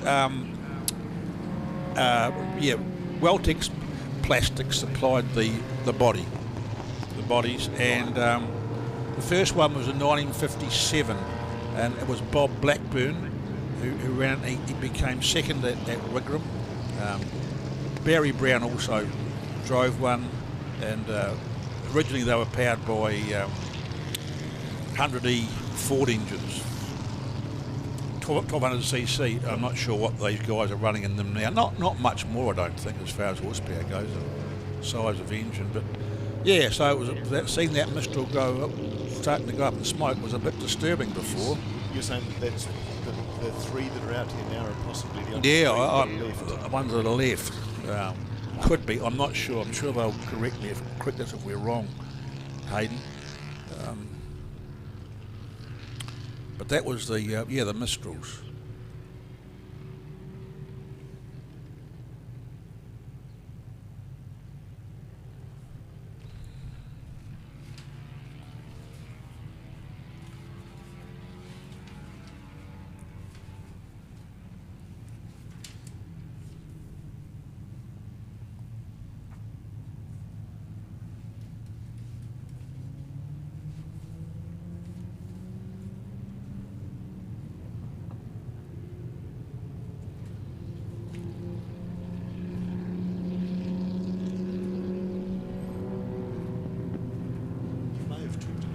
Yesterday, Lindsay, but I can't see the old Stanton special. The crop duster is here. Phil Major's actually driving it at lunchtime in the Nelson Beach Racing drive-by. But it is here, yes. Because it did compete at Nelson. Yes. In some of those years.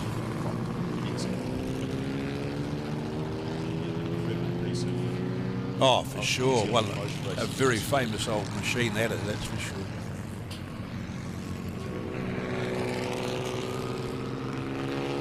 So the BYD seal, courtesy of Euromarque, is off the track, and the VCC Murray Maxwell field will come across and take the green flag in a very orderly manner.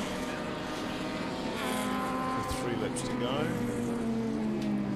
Paul Coghill in the Jaguar Special has an arm up on the start finish straight.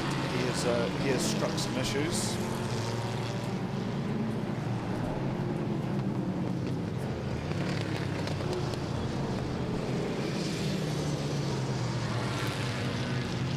See if he's able to get that car to a safe location.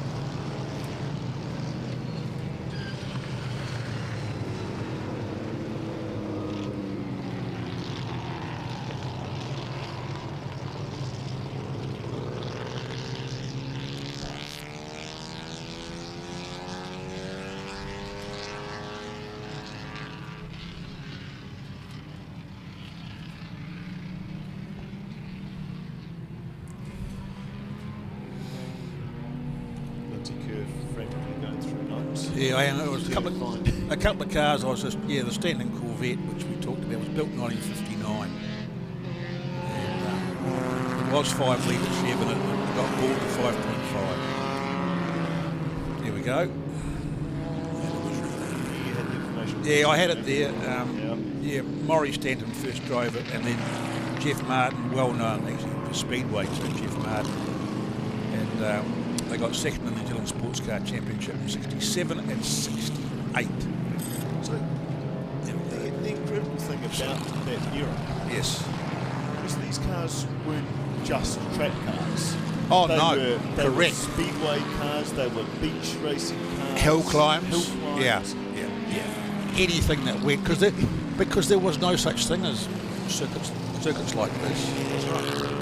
Wigram was still an I say no such thing, but there was Ardmore was a Harkia Air Force base, and Wigram, of course, here. The street races were starting to. They didn't appear till the 50s. Waimate was one of the first. No, Murray Howe was. Murray Howe. And Royal Bush down in Southland. Myra Howe was in the early 50s. Waimate was sort of mid 50s. Right. Yeah. But in the meantime, Renwick from Glenham. There was a road racing circuit there. I'm only talking about the South Island ones. And those guys competed in all those things. There's a great photograph in one of the books that came out, like Sandy Meara's book back in 10-15 years ago, of the 260M on a shingle hill climb. A wonderful photograph with Mount Hutt in the background, I think, and of Ron Rutherford in that car on a hill climb. Yeah, and of course they raced on the track as well. Just incredible history, lineage. I mean, that car 77, the Stewart V8 special that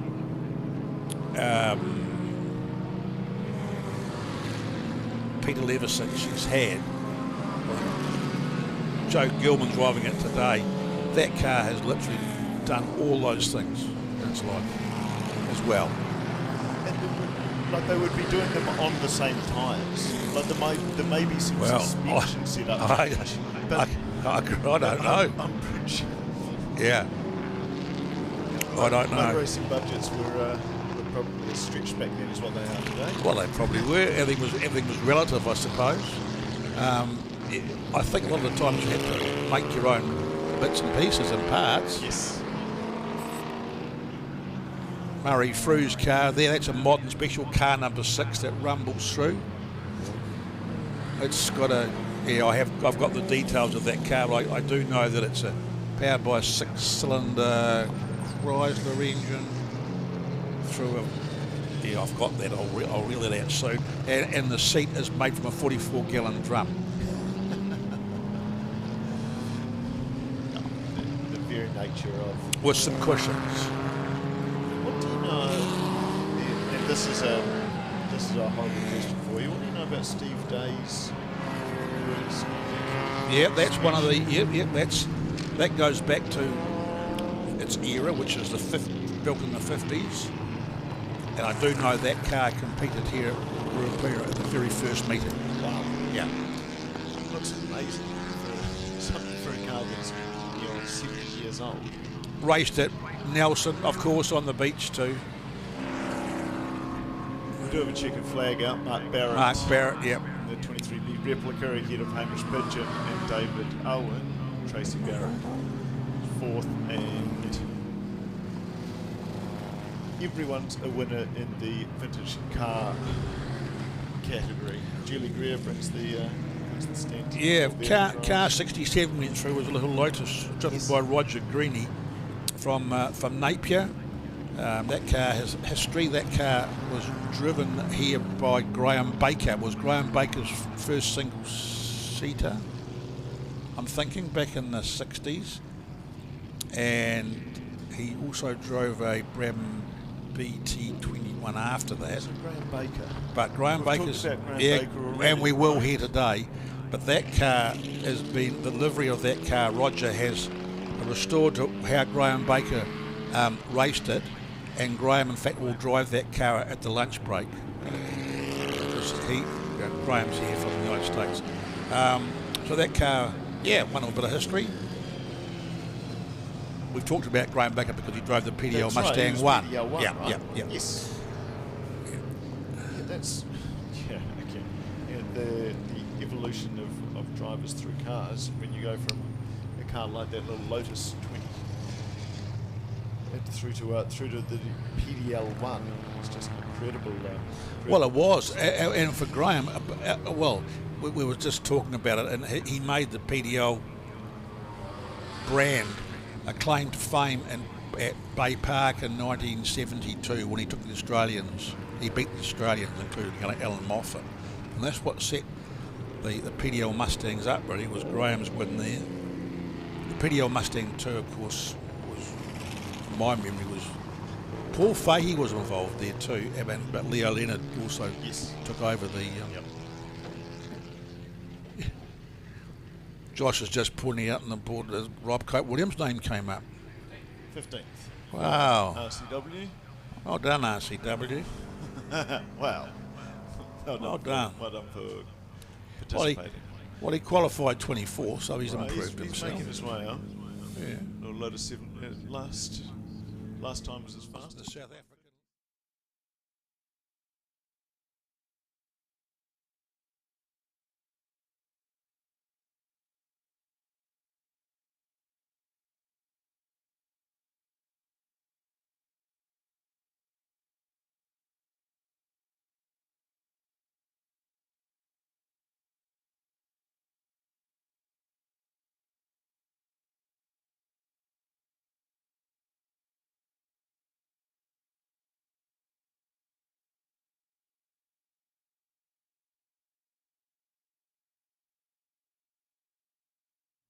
This afternoon we'll see 2 or 3 of them in the Nelson Beach Racing Parade, more particularly the 260M and also the Stanton Corvette.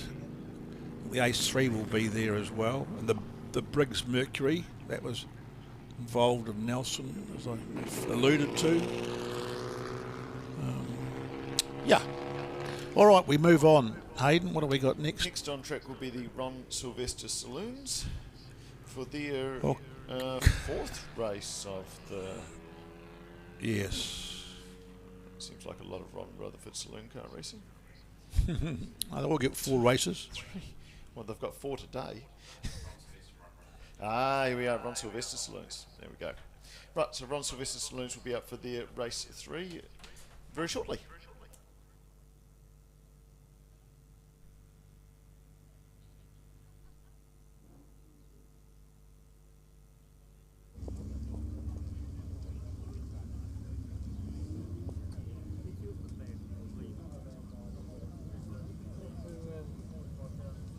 Go talk to our sponsor.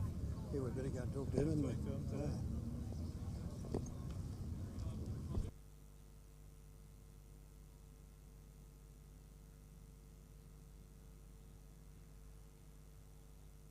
Morning, Guy. How are you? Good morning. How are you? Well, indeed, thanks. Just down here at the moment with Guy Stewart. Guy, happy with the weekend? Yeah, it's been great. It was a hot track yesterday, so we weren't getting great times, but it was fast racing and lots of fun. And SKOPE are pretty happy with the way things are going? Yeah, absolutely. The Canterbury Car Club do all the work, but it's great. It's a fantastic event to be associated with. And I think we're lucky that because it's not Waitangi weekend for the first time in a long time, a lot of people are coming and discovering what a fantastic event it is. And I think from here on it's only going to get better, bigger and better. This is the 35th year.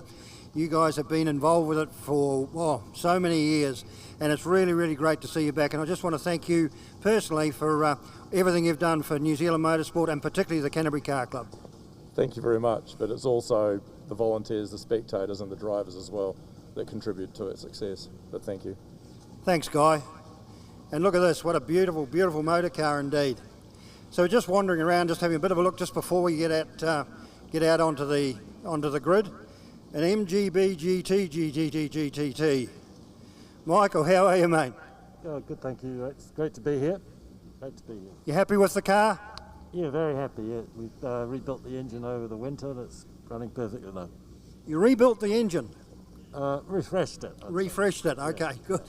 And it's everything you expected this weekend? Absolutely. Great organisation, lovely circuit, very friendly officials. Fantastic. Thanks very much. Have a great time and welcome to the SKOPE Classic here at Euromarque Motorsport Park.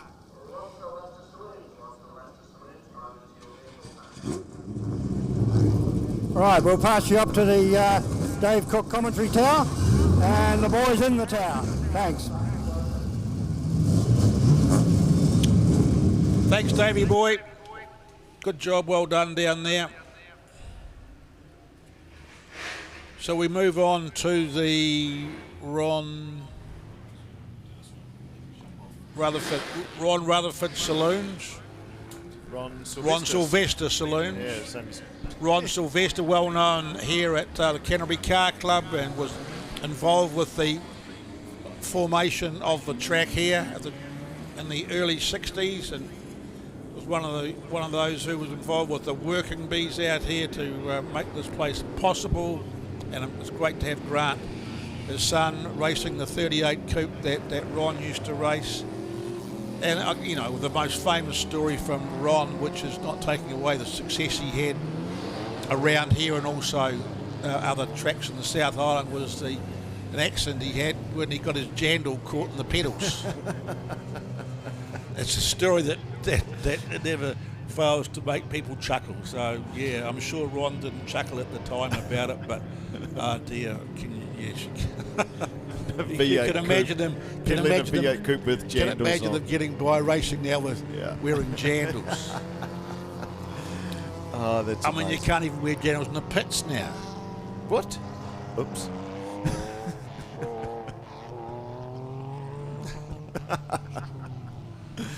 Yeah. Moving on. Moving on. Moving on. Moving on. So, Ron Silvester Saloons Race 3 will be a 6-lap event, a scratch start. How were the Ron Silvester Saloons yesterday, Lindsay? Looks like plenty of good close racing in terms of times. Oh yeah, pretty good. They were all. I think most of the races were pretty good yesterday. These guys, there's quite a few of the pre-78s in this class. Most notably being, I think, dear old Maury Bone there in car 242 and the Green Anglia. There's Wayne Perkins, who's the coordinator or the leader of the pack for the pre-78s. He's in there with the Viva.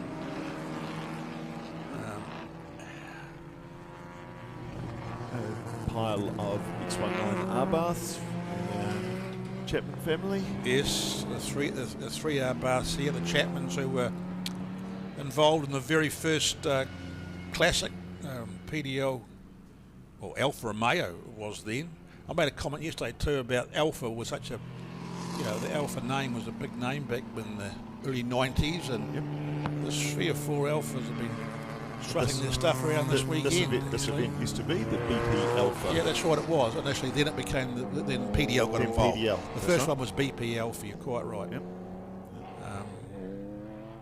The E-type Jaguar of, I say Jeremy Stace, but we lost Jeremy a couple of years ago, and it's great that his son Tim has kept the car and is racing it. That's car 32, the beautiful E-type, the silver E-type Jaguar.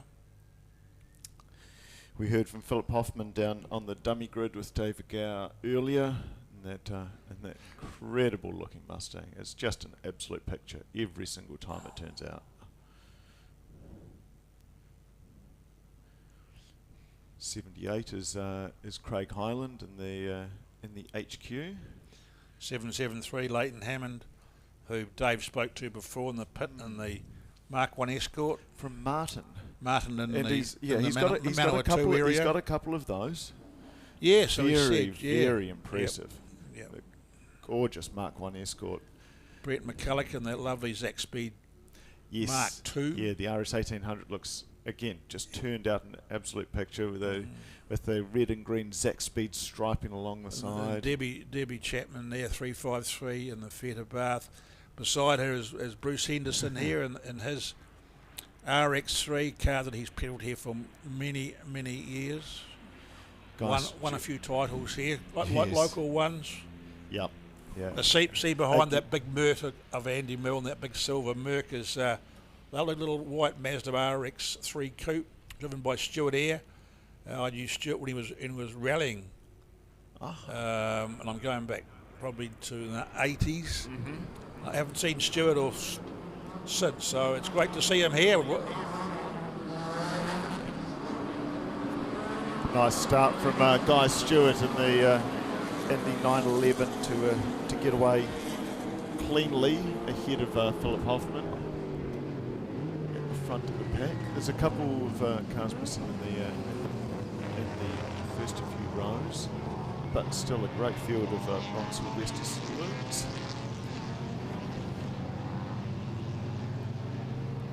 Craig Hyland in the HQ will make this interesting from third, and then it will be a battle for the minors. We'll keep an eye on Grant Silvester in the coupe. Yeah, Grant he's always working on it. I know that. He'll be keen to get it home. Get it home in one piece. He had a good day yesterday in the car. Dear old thing. Yep. It must be an absolute handful. The steering wheel in that thing is ridiculous. It is. It's like driving a bus.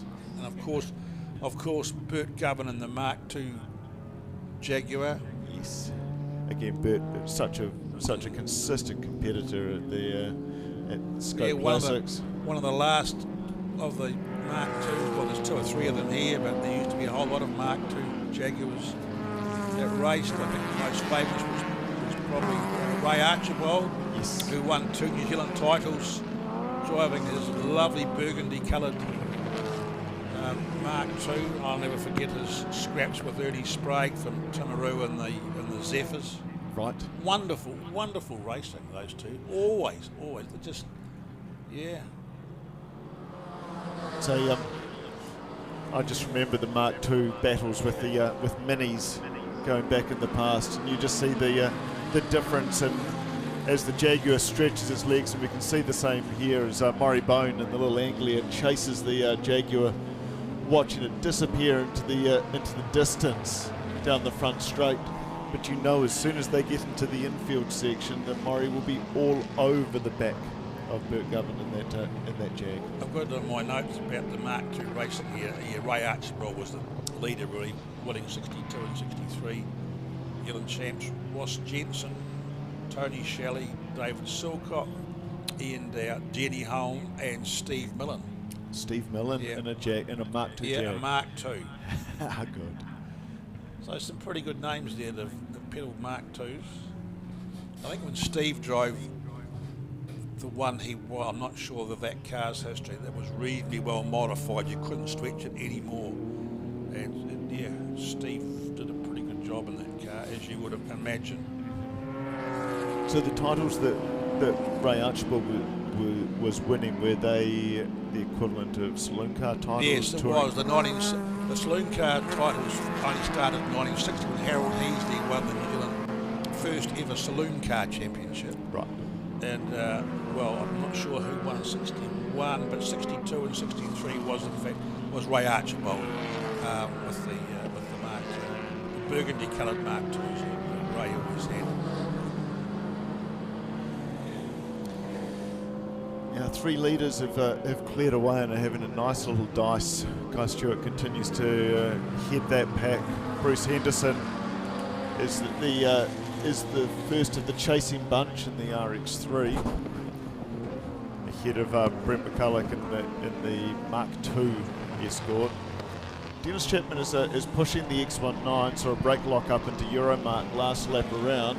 He's got mirrors full of Chev Coupe, which can't be, which has to be a bit disconcerting when you're in a car as small as the X19, and you've got a car with a grille that's bigger than yours sitting on your rear bumper.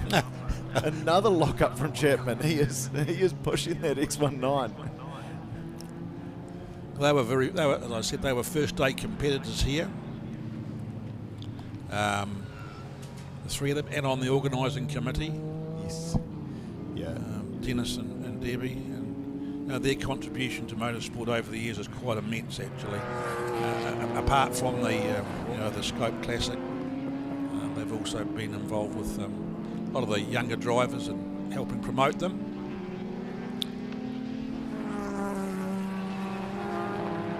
Leighton Hammond having a look at the inside of Grant Silvester into the Parks S's. To no avail. Stuart Eyre in the RX3 at the tail of that pack. Oh, we have safety car, another safety car. Looks like, it's one of the X19s that's gone off at the carousel, facing the outside wall in a very peculiar way.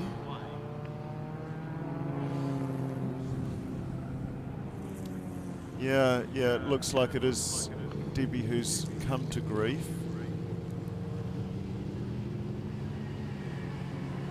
Haven't seen whether any other cars were involved, but that the X19 is parked at an acute angle to the tyre wall. Debbie getting out of the car, which is always the priority.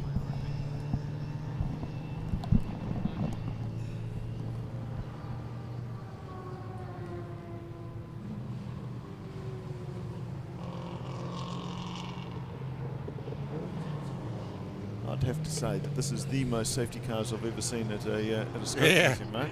I think you're right. It's becoming like a supercars round.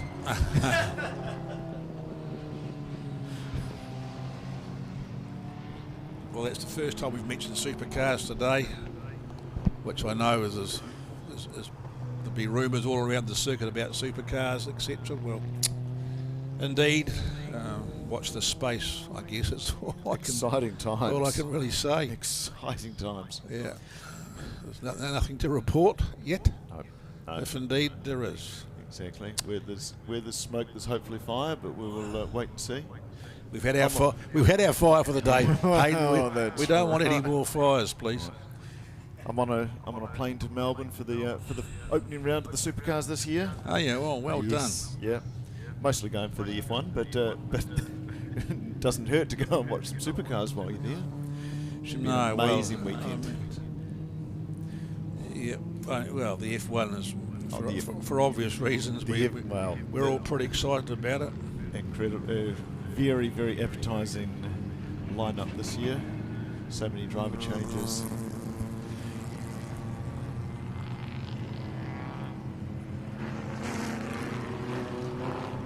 The young Kiwi bloke in a top performing And a team. Red Bull, yeah. Oh, talking about Red Bull. Wow. A young Kiwi bloke in a Red Bull, right? There's another one. There's another one. Exactly. Yeah. So no, it'll be amazing to go over there and support Liam in what could be an incredibly competitive drive, as well as supporting the likes of Sir Lewis. Sir Lewis. If as long as he can stop crashing in practice, then that'll be okay. Yeah, Nathan's just pointed out that I'm proudly displaying papaya colours today of the reigning World Championship team. Yeah, well, BK was here on Friday, he had a similar gear to you on. Yep. But he had orange shoes as well. Did he have right? No, I left my orange shoes at home. I think I'll be turning up to the Grand Prix wearing a different team shirt each day. I've got a Liam shirt, I have a Ferrari shirt, and I have a McLaren. So you can afford to buy all these expensive F1 gear. Have you heard of Timu? Yeah, I have heard of Timu. Also, Boxing Day sales, amazing.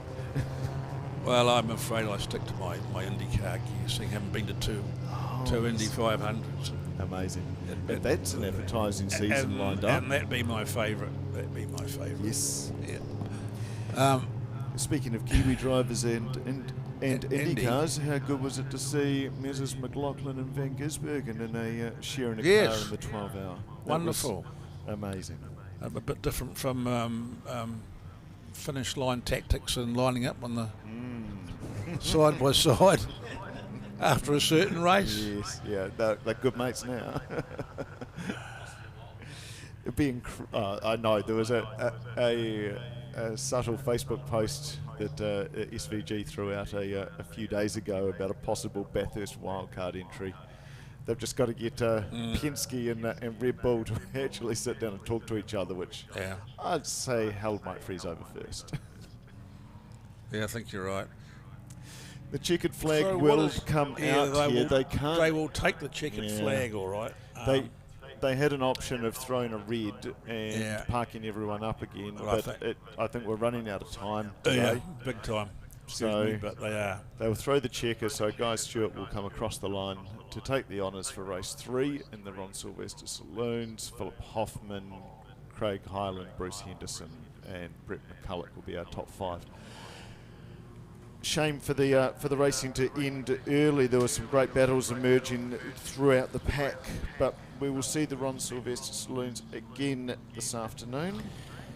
And we'll shortly move on to the Formula 5000s, and we'll have a chat with David Abbott, who's the coordinator for the series, about where they are and what's going on. It's good to see car 48. That's Bruce Kett in the Lola T332, who had the first of the tyre. It took a fine time to lose wheel, isn't it, really? So we'll be back shortly, and perhaps Mr. Gow will be offering some pearls of wisdom now.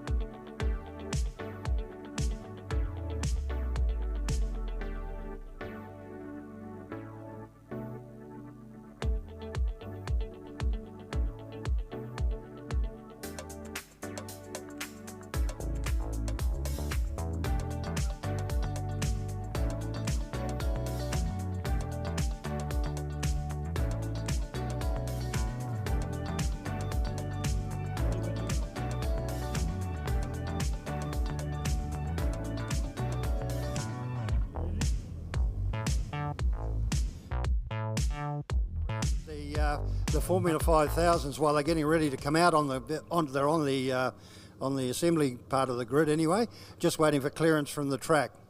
Having a look at some of these cars, I know Dave's upstairs, and he's a very, very good man, Dave Abbott. He's the man that's been is organising this whole series. We'll just wander up here towards the McLarens. Absolutely magnificent, both these cars. Frank's been driving.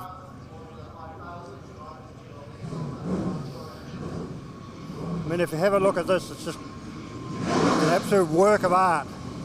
Absolutely beautiful. Now, McLaren with the McLaren engine, the whole 9 yards. It's all 100% McLaren. On the helmet, the little Kiwi. The helmet on the Kiwi on the helmet. So it's all really, really good. Back up to you at the Dave Cook Tower.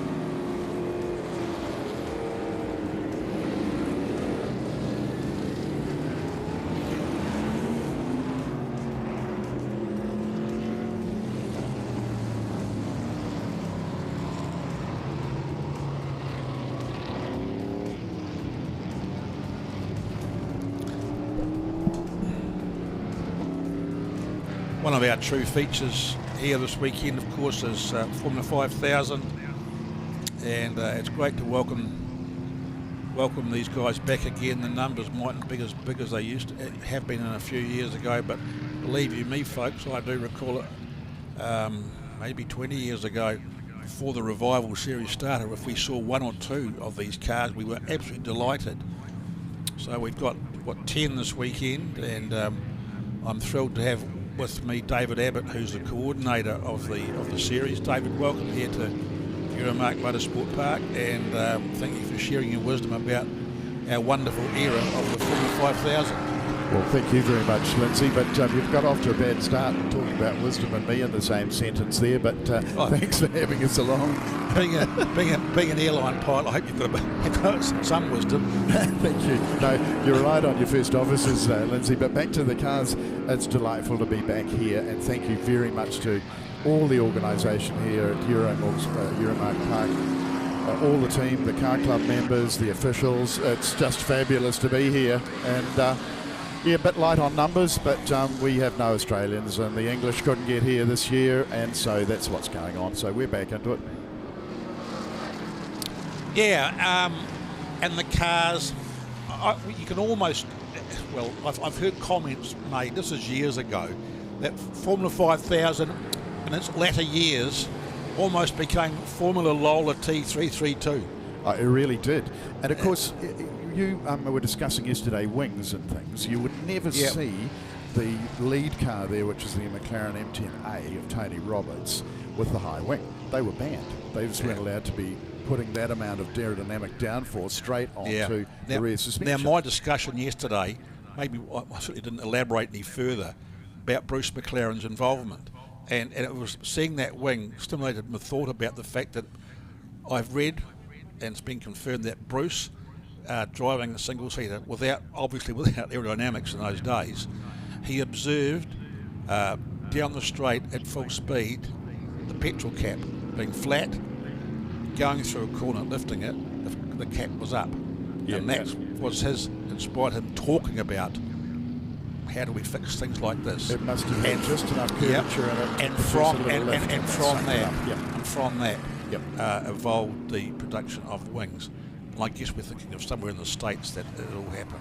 Quite probably. I couldn't disagree more. I agree more, I'm sorry. But there's one thing that Bruce wouldn't have approved of, and that's a Formula 5000 handicap race. And that's what's going on out here. No. And that's why we've got the two slowest cars in the front, Frank Carl's M10B McLaren. And they're both the McLarens. Yeah, I know. But then they were a different league. Oh, they were the first. 70, absolutely. So That's a 15-second gap to Bruce Kett here in the Yeah. beautiful Lola 332 Jorgensen car from the States. Now, it's good to see Bruce back, by the way, after He had some yesterday. technical issues, yeah. Yes. And this is another highly regulated 15-second gap to Mr. Toby Galbraith, and that absolutely beautiful Tuck Thomas X332 from the States. Then you've got a group here, another 15 seconds. That's a Talon and a Lola sandwich with the Talon of Cody Brinks, and just please leave room down there, guys. Yep. And then the quick boys at the end. And they're all going to cross the line here in, I think, 8 laps time on the line together. Just going back to the T32, that car of Kevin Ingram's. Yep. Who had that? Whose car was that? But that was a single-seat Can-Am car. It started, yeah, okay. right at the end of the production of the Lola 332s Yeah. in the States. Yeah. Sorry, in England. They went off to the States. The SCCA series stopped, ran from 68 to 76 in the States and stopped dead. And then they said, we haven't got a home for all these cars. Okay. And half of these cars out here, the younger ones, relatively, they're all still 50 years old. Yes. The younger ones were put up with a single-seat Can-Am body on them. Oh, right. To continue on, and it ran for several years. Yeah. So they probably, a lot of them did work there. Even some of the McRae's ended up with single-seat. Right. Big body work. But they do look rather good on screen, all these cars, don't they? Oh, absolutely wonderful. Even though we've got a short number, it looks better on Well, TV. no, as I said to you before, I recall going back, well, you've probably seen it yourself, when John Crawford must have been working on one, and he ran at one SKOPE, and just to see one of them here had everyone fizzed up. And they still give you hairs on the back of your neck, don't they? Yeah, they do, don't they? Car 22, the GM1. Interesting history here. Yeah, it is, because I recall that car and that livery when Graham won Wigram, and I believe it was 71 or 72. 72 Tasman Series winning car, and he won the Lady Wigram Trophy here on, I think, about the he won the Australian Grand Prix on the 10th of February 72 in that very car. Wigram in January. Yeah, January 22nd 72. There we go. Yeah. If you were watching the Lady Wigram Trophy in 1972, it looked exactly like that. And the year after too. Yes, different chassis. Different chassis. 5 next year. Yeah. Same livery, so quite confusing. Same colour livery, wasn't it? Yeah. He kept the livery. Yeah. By the next 73-year Tasman Series, Dexter Dunlop was in the car that Michael Collins is driving. Right. The number 22, which were called leaders in the beginning, and then the latter ones became... But Graham didn't like that, did he? I don't know really. Didn't he? There's a lot of talk. A lot of talk that he did all the work on that. Yes. Leader GM1. Yes. But really, he wanted to be a McRae GM1, didn't he? And Len Terry had a lot to do with it, and that's where the L comes up in there with a leader. But then we go back with Graham McRae after he sold the McRae's, and it became a Talon. Correct. And of course, we've got one of those out there, but heading into turn 1 right But he now. always said, no, they're a McRae, still McRae GM2s. Correct. He sold, I think, all the drawings and the rights to the McCormick brothers who badged them Talons. Anyway, we better talk about these guys putting in some energy out here. So it looks like some of the quicker boys have already picked up the McLaren M10B of Frank Lyons. There's a very, very wide Tony Roberts driven McLaren M10B number 7 out there who's holding off Tony Galbraith and Bruce Kett in the 2 beautiful 332s. But the other boys are starting to close in. How many laps have we got done so far? We're on our 3rd. It's starting to close up, so if we get them to put the checkered flag out now, it'd be quite good, wouldn't it, Lindsay? Oh, I'd love it. Save us a job as well. Well, not quite now, but everywhere. So, who else should we talk about out there? There's quite just the whole cars history, from the States. David. I mean, we do recall going back to the original days when they first ever appeared, and I do remember this. They're at Bay Park. Yes. Came to Bay Park, and as the program says, in 1968. Yep. And New Zealand had to make a decision as to which national formula they wanted for single-seaters, and these guys, everyone loved them, and therefore Formula A, as it was known then, was adopted. Correct. And look, in that field, not quite by 1969, you had a lot of Lola T140s. Yeah. And they were space frame chassis, unlike everything that out there has a monocoque aluminium strength through the bent metals sort of chassis in them. Quite different construction. But the older cars, like the McLaren M10A, still same horsepower, but a lot less drag. And you were talking about that with Bruce McLaren a moment ago. They go like hell in a straight line. I could use other words, but it's very hard for the younger cars with far more developed aerodynamics on their front and rear wings to get by them, because V squared means the drag increases. The higher you go speed-wise, the more drag you get. And you hit a brick wall with the big wings that the rollers have got on, whereas the McLaren hasn't got much of a wing. At all. And they go like a dart down the straight. Yeah. But not round the corners. Well, Steve Ross has picked his way through there. I think he's sitting in 4th position at the moment in that lovely Quicksilver McRae. That did most of its work in the States right through the SCCA years with Markovoti and it was Ted Wentz drove it. Ted Wentz. Now, where's the Graham Lawrence car now, number 14? It's been purchased from Russell. Russell sold it, hasn't he? Yeah, if you go down to the pits, he's got a bucket for the tears. He's had a great problem parting with that car, but he's looked after it for years. Yeah. So the Hay family and Collins family together have bought that. They pulled it out of the box, not really intending. So they've bought that car as well? Yes. Yeah. So they bought that one. They were going to run it here, and Michael Collins, you'll probably see in the program, is down as running a Lola 332. It didn't do too well on the Friday when they shook it down, and they said, oh hell, we've got something else in the shed, which possibly is the most historically famous Formula 5000 in the world. How lucky was that to have it sitting in the shed, 22 sitting in the shed. There we go, and that's why we can see Graham McRae's ex-car that won the Tasman Series in 72 right there on track. This is actually turning out quite nicely, actually. It is, actually. Here, I hate to admit it, well, not hate to admit it, but I'm pleased that as you are going to admit it, that Bruce wouldn't have liked this sort of racing at all. In fact, none of those old boys they wouldn't believe what's going on here, would they? Well, they're holding up each other, but these guys, even though they're all amateurs... No, I mean handicap racing. Oh, yeah, exactly, yeah. But these guys, I shouldn't put the curse on them, are actually consummate good drivers. Yeah. You cannot not be a good driver to drive these things. They're going into the braking down here at 280k. Yeah. And they're braking from about 120 metres, where they're wiping off around about 180 kilometres an hour in the space of 120 metres down here, changing down from 5th gear down to 3rd gear. Then they race together a lot. They are looking behind them as much as in front of them. And I'm quite pleased with the way it goes. Is that Tony Galbraith under threat from Steve Ross there? Yeah, that'll be difficult. He'll there. There's a bit of smoke there as well, isn't there, from the yellow ex-Tuck Thomas 332. That was the first car in the world nearly to have a halo. That's how Tuck Thomas ran it in the States in the early 70s, and it had a halo thing on it. Now with the class, when we stopped it in our wisdom and went for the Atlantics, Australia carried on, didn't they? They did, right? Through to about 82. As long as that? Yes. And they started to bring in more of the Formula Atlantic type cars, and they mixed Formula One over the period with them as well.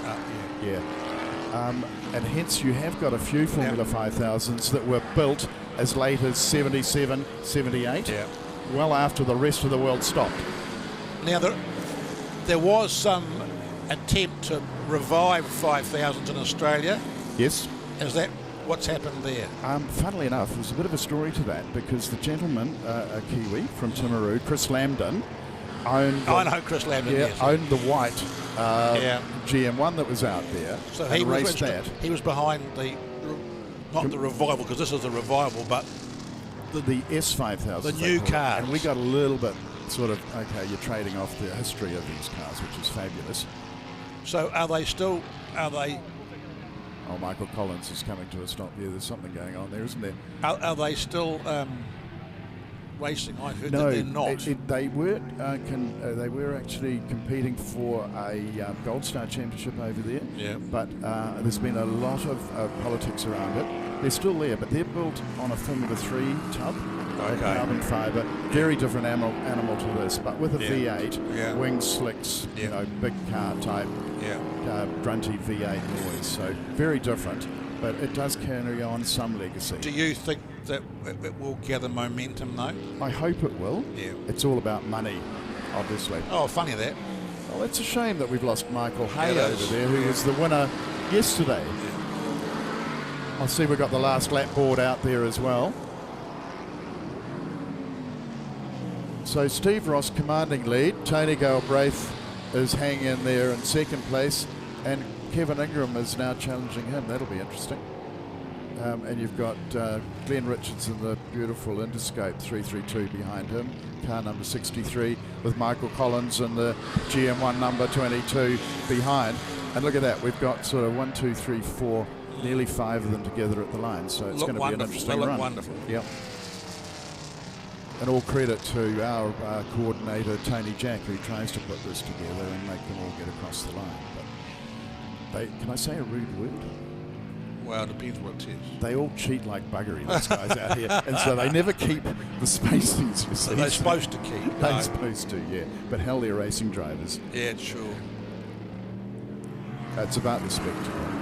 And the noise. So Steve Ross and the history. Sort of galloped away here, but I must say that this scrap for second place. For I described what he did the earlier. Lolas, the 3 Lolas there. He's a fine driver, Steve. That's a great one, actually, for him. Oh, this will be interesting. The old GM1 will have a bit of, oh no, it doesn't matter, out-drag them. Look at them. Magnificent. 4 of them across the line like that. And we rather stop talking about, the McLarens are having a hell of a dice at the back here. That's excellent, As they do. We call them older Class A cars because they fit into different categories. So they're actually sort of running a series within their own series. Well, they're almost series. They're so special, those cars, though. Well, there's no way Frank Carl's going to get past Tony Roberts there in that yellow car. That'll be the widest car on the track, but it's just lovely. See that history. Oh, it is. Just to be able to see them and let alone drive them, be wonderful. Oh, yeah, they're fun to drive, I can tell David, thank you very much for your time, and we've got one more race for the 5000s, and they're here courtesy of quite a few sponsors. My friend, look, we're so fortunate to have them backing us. Good backing. Yeah, New Zealand Express here, Murray Young runs that. They're just fabulous to us. They shift our containers around. MSC as well. Exide Batteries up north. We've got SAS Auto Sports Auto Parts that are now part of Napa. Everybody helps, but the biggest helpers are the guys at the Canterbury Car Club here at Euromarque. Excellent. Thank you, Dave. We'll see you later on in the afternoon. Thank you very much. All right, folks, we'll move on to the John Fair Historic Touring Cars, and I have to say yesterday's races, for those of you who weren't here yesterday, what an absolute wonderful, 2 absolutely wonderful races. You'll never get anything better. So we'll speak to Mr. Gow shortly, and we'll just have our moment break.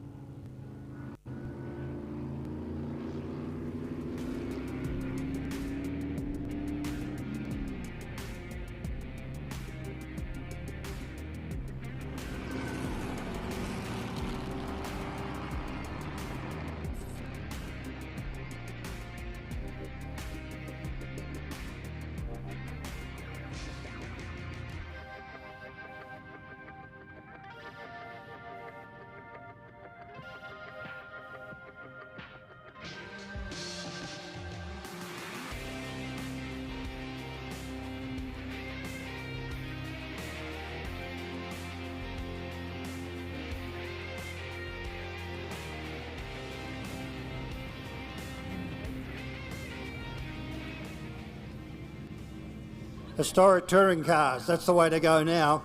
And we're down here with a motor racing legend from for New Zealand. Murph, can I scrap a word? Sorry, mate. How are we doing, Greg? How are you finding the weekend?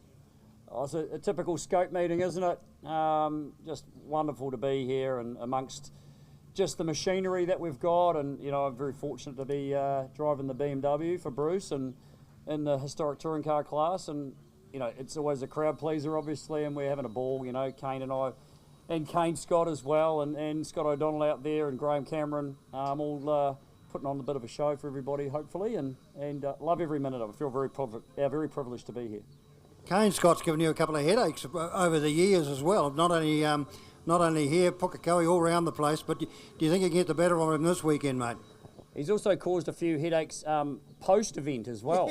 That's another story. But yeah, no, we get on really good, and Kane has only recently come back to, you know, doing touring car racing, and enjoying the historic side of things, and it's been awesome to have him back and enjoying these cars and driving the Peanut Slab as well that he's done. And this is a bit different. He's been Googling how to drive front-wheel drive cars this week, which I find quite entertaining.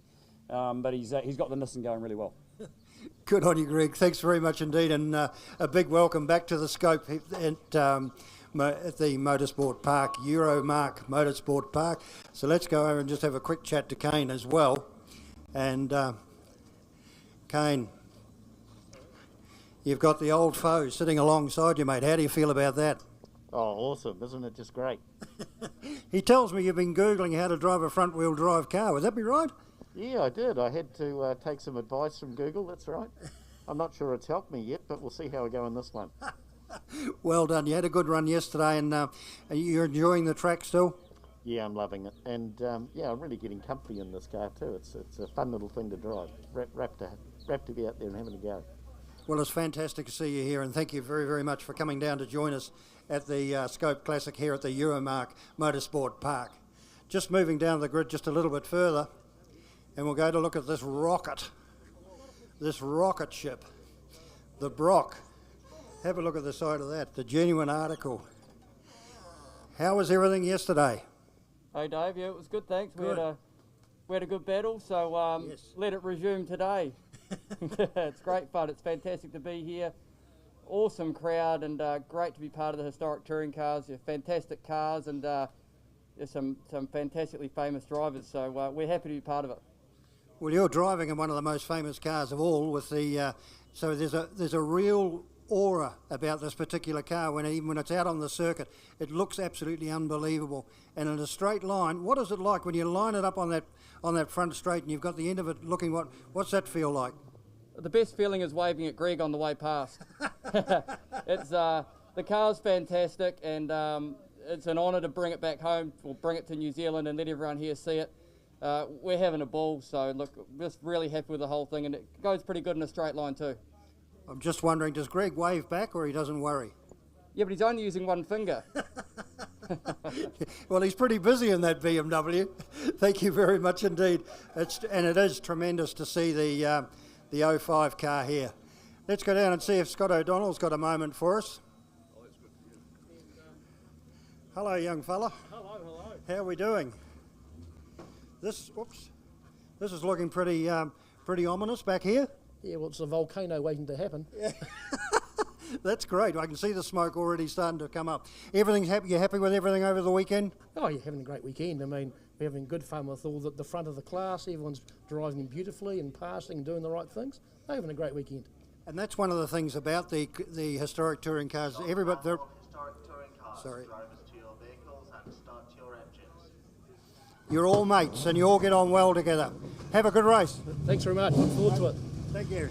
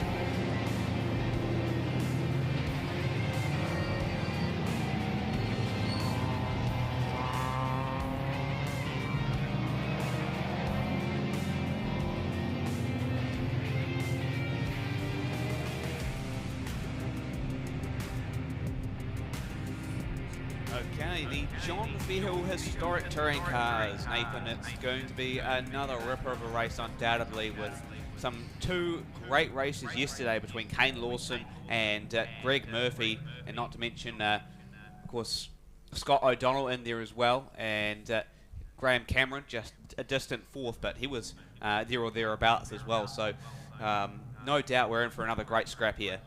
Yeah, absolutely, Josh. Managed to watch a bit on the live stream yesterday, and yeah, I was on the edge of my seat. To be fair, I actually watched it again this morning before the day started. It was that good, and yeah, that last lap board throwing the curveball, and you guys had it certainly wound up for an awesome finish, and then once again it had to happen, but no, really cool for that one. So the field just lining up for their third race.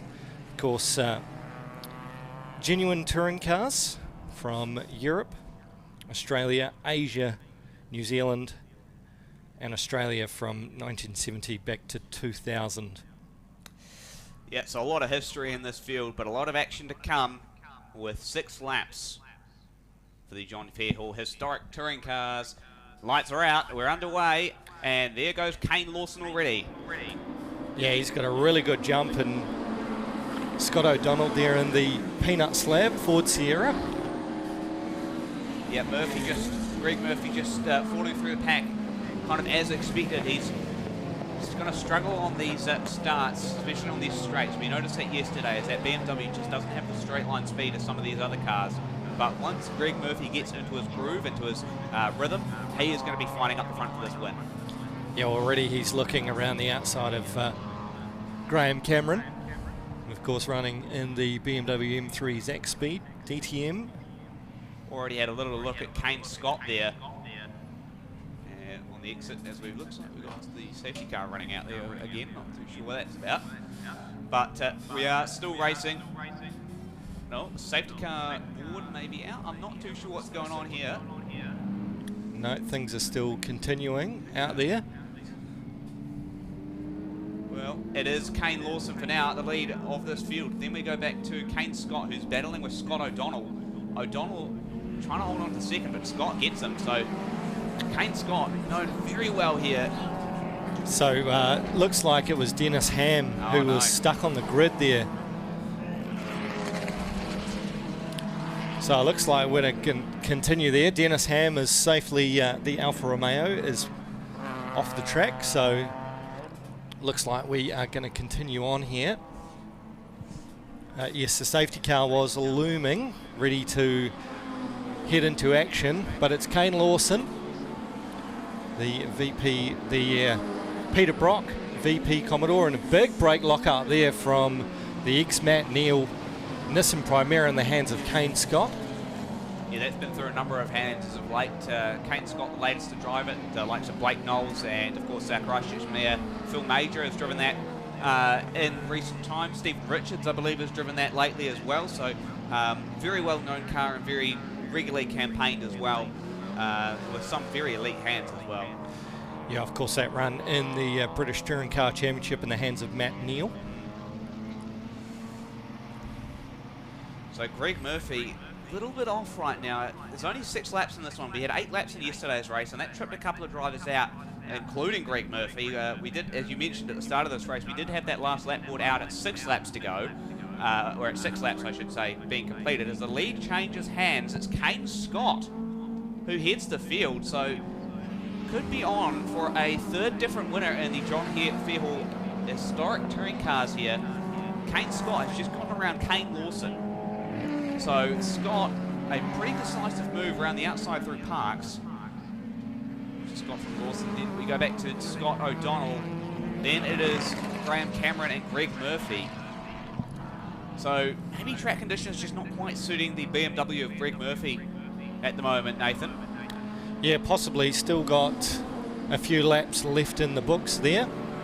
Scott O'Donnell in the third spot, Kane Scott in the second spot now as he launches it back up the inside of Kane Lawson. What a great pass that was from Kane Scott. Elbows out, opportunistic, the door was open for him and he just slotted through that gap. Yeah, but Here look at Lawson. the big power of the VP Commodore, the ex-Peter Brock Commodore, has certainly got the wick down the straight, but now it's the battle into the Euromarque hairpin, and up the inside now, race lead change. We've got shades of Murphy and Lawson of yesterday all over again here, Nathan. It's between Kane Scott, another legend in New Zealand motorsport, against Kane Lawson, and it's Scott O'Donnell trying to join the party in third. Murphy stuck in that fifth spot, just held up a little bit behind Graham Cameron, not able to make a pass that he can hold right now. Yeah, so that race-leading car is the 1998 car that RML built for Matt Neal for the British Touring Car Championship. And, of course, running in the Super Tourer days. Yeah, absolutely. It's a work of art, that car. Very, very quick as well. We just saw Greg Murphy go up the inside of Graham Cameron. So Murph now all over the back of Scott O'Donnell. Down in through the CMG motorcycle sweeper. Gonna go try around the outside here.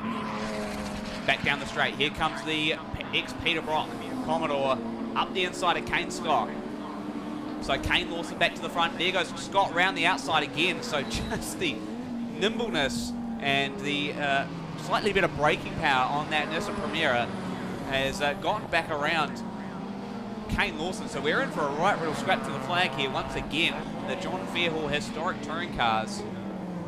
Murphy's been passed again by Graham Cameron, so he's really marred behind that BMW M3 Zac Speed. It was raced in DTM. Yeah, just in behind them, you've got a good little wee scrap there between the Jägermeister BMW Super Tourer there of Bruce Miles.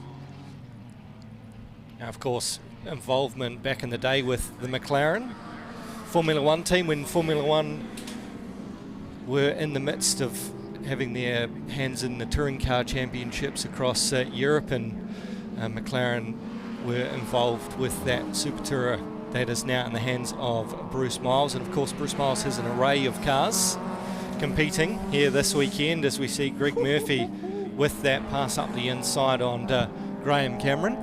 Yep, you can see a very talented driver when you pull moves like that. Murphy has undoubtedly has had his success in supercars and other disciplines over the years, and very calculated move through parks. Rates for the lead still on again. Kane Lawson's got 2 laps to go, and he's really going to need to try and pull it. You pull Kane Scott in through that last sector, Nathan. Otherwise, he could end up losing down that start-finish straight on that last lap. I feel like Kane Scott, as I say that, we've got one off. That is going to be Graham Cameron in the BMW M3 Zac Speed. So he is back out on track, so no harm, no foul there for Graham Cameron. But, oh, here we go, battle for the lead again. Kane Scott up the inside. Action everywhere you look here, Nathan. Yeah, there sure is. Plenty of history throughout this field. Just looking back at the car number 25, of course, that one is Matthew O'Donnell in the 318i E36. The Benson and Hedges car, of course, ran in the days of the Australian Super Touring Championship in 1994. Was where this car debuted at Winton. Yeah, good and to see that car. That car, of course, tied up with the heated battle of Paul Morris when he was running the Diet Coke livery car. Of course, we've seen that here in previous editions of the SKOPE Classic. So, of course, Tony Longhurst, name who went on to run in V8 supercars, but great to see Matthew O'Donnell out there in the hands of the car 25, the BMW E36. Last lap board out, and this battle at the front here continues to rage on. John Fairhill Historic Touring Cars, third race of the weekend for them, and again it's Kane Lawson at the front of the field, and he's battling with one of the front wheel drive cars, and it is Kane Scott and the ex-Matt Neal Nissan Primera. Yeah, the thing is, Nathan, Kane Lawson's really going to need to get this last sector right and nail it perfectly. Otherwise, look at this. Kane Scott's going to go around the outside here through Euromarque. Now, that's fine. He's going to get him through this kind of tricky section of corners where the Premier is a lot more nimble, a lot easier on the brakes. The big burly Commodore is just a little bit slower through that section. However, it's out of parks that's going to be the critical corner, because if Kane Lawson can get a great exit on out of parks and get right up the back of Kane Scott onto the CMG sweeper and down the straight, we could be in for another photo finish. Otherwise, he's not going to get him until halfway down into Abbott Insurance. Yeah, and look at the battle in behind too. Greg Murphy really pushing on here, side by side with Scott O'Donnell into parks. So the finish is going to come up to this, and it looks like Kane Lawson may just have to hold off one place short as Kane Scott through the CMG motorcycle sweeper for the final time, coming up to the checkered flag. The big Commodore, ex-Peterborough Commodore, goes foot to the floor. It's not going to happen. Kane Scott brings home the Nissan Premier for race 3 of the John Fairhall Historic Touring Cars. Then we go back to Kane Lawson, only 7/10 of a second back. Scott O'Donnell gets Greg Murphy on the line, only a 10th of a second between those two. Then Bruce Miles, Nick Donaldson, 5th and 6th. Then we go back to Matthew O'Donnell, and then we'll wait to see who comes through for the rest of the field. But close battles all around, Nathan. Not as close as we had in that second race yesterday, but still an action-packed race. Yeah, absolutely. The rest of the field coming through, and yes, some great history on these cars, and always fantastic to see the John Fairhall Historic Touring Cars out here putting on a wonderful display, as they do. And there's the Cleland car just coming through, Murray Cleland coming through there, and to finish in 14th. Trevor Crowe having a good little scrap to the line here with Gary Johnston, the BMW 635i JPS and the Jaguar XJS. Complete our last handful of cars, but yeah, fantastic racing. Kane Scott scoring the victory there. One for the front wheel drives over the big Commodore. That does make it 3 different winners here in the John Fairhall Historic Touring Cars. Kane Scott, Kane Lawson and Greg Murphy were 3 winners so far of these 3 races. We cannot wait for race 4 to come later on this afternoon, and that's going to come around 4 p.m. 10 laps of a rolling start, so that is going to be action-packed. You won't want to miss a moment, so we'll go head down to Dave Gow in the pits, see what he's got for us, and see what's up next after that.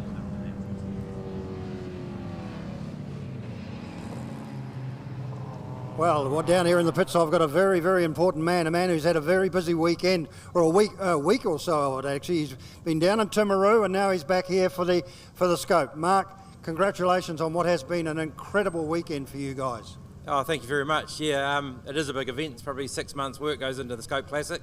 Record crowds, spectator crowds yesterday, so we couldn't be happier. Banks are full today. Really cool. That's really, really fantastic. And of course, Euromarque Motorsport Park is looking an absolute treat, and you've got a great team of guys under you. Great team of staff. Office staff do a great job helping me run the events, get organised. New groundskeeper Greg, last week 106 hours is what he did just to keep the place, getting it up to scratch. So big shout out to Greg for that. It's a massive effort. The tax man will love him. Now, we've got a few more meetings coming up. There's a few club meetings coming up before the end of the season. Then we have a big meeting in March for the trucks. Anything else you can sort of let us in on? Yeah, so obviously Super Trucks 22nd, 23rd of March is our next big event. Obviously there's a lot of rumours going around about supercars.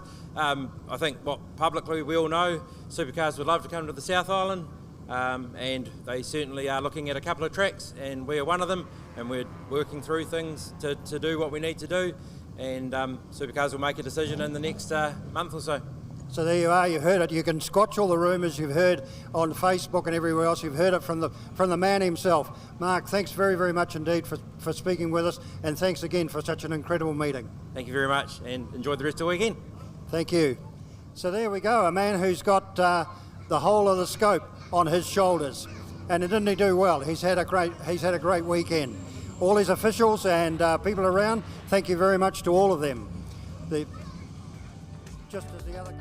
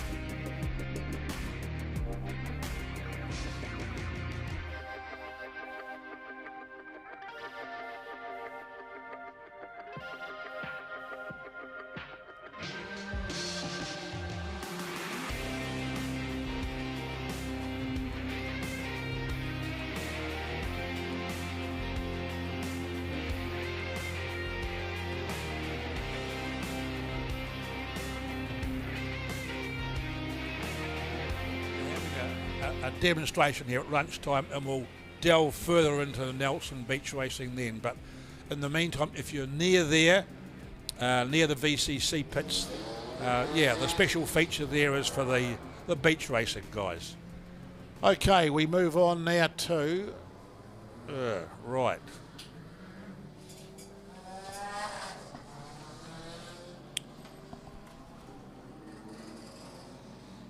John Osborne Saloon. Sorry, Ozzo, I didn't quite get that right, did I? John Osborne, a stalwart of this track and a stalwart of Oscar racing. For many years, he won an Oscar championship. Sadly, we lost Ozzo 4 or 5 years ago now. So this series is dedicated to Ozzo. A pretty handy looking field too. And here, quite a few of the Porsches. There's a lovely Ferrari F480 of Miles Cockram, red one. And we have Stephen Ross in the magnificent PDL Mustang 1. The program says the Mustang 2, but obviously it is not. It is PDL Mustang 1.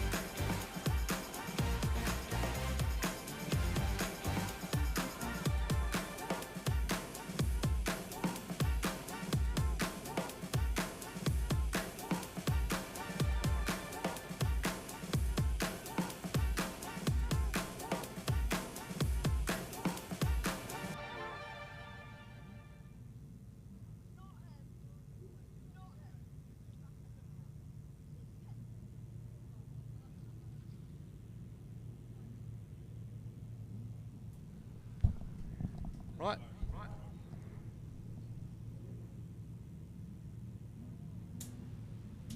Rightio, here we go. Yeah, what a grid. Here we go, another wonderful grid. This is where they put the fastest of the fast. Lindsay, anything that goes quick comes in here, generally. Well, they go everywhere, don't they? But you're right, as far as, apart from historic touring cars, this is the fastest ones. Wow. Oh, that hello, was Miles Cockram. Chris Childs there on that. I'm not sure he might get his hand smacked. I'm not sure.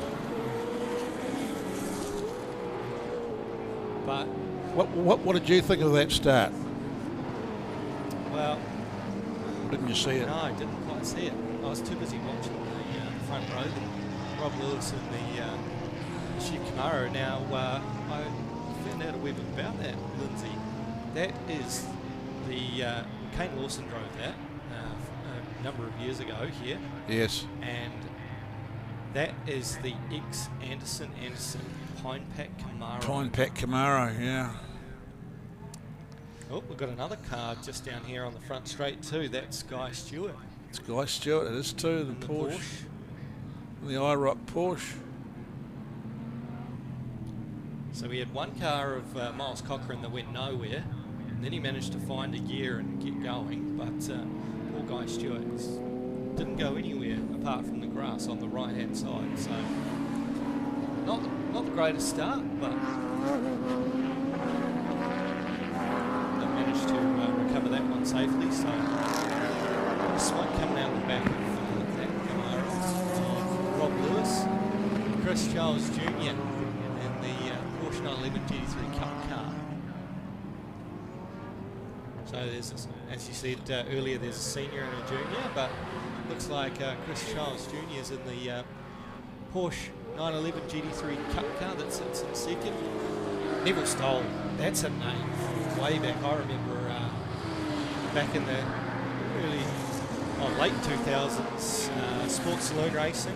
Oh yeah, I think Chris Charles is about to be pinged, Nath. Ah, yes. Time penalty looks like it's the way applied, so the way he sprung out of the blocks there, I thought it was he was too quick, just a bit too ambitious. Yeah, here comes the flag as well. Yeah, black and white flag. 5 or 10 second penalty. Have his number on the flag that's on the board. Yep.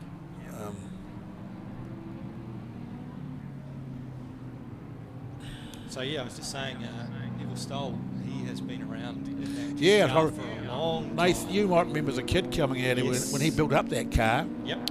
And was it? Yeah, I thought he would have. Yep. Yeah, was that Sports Saloons? Yeah. It's a Sports and when it came out, man, I think that thing was quick. Yeah, well, it was. And it's a really cool piece of GTR. It's got Rob Lewis into the pits. Talking of cars history, car 61 there, the Carter Stereo, well known here for we had to have the Southern 200s, which was our endurance races where we did have our own type, if you might understand what I mean. Yeah. And that car was a winner, and the Carters have had that for quite a while. It's a great car, and it still goes pretty well. It does. Another one out there, Mike Baker. Mike's a regular here at a lot of our Magan Turbo days.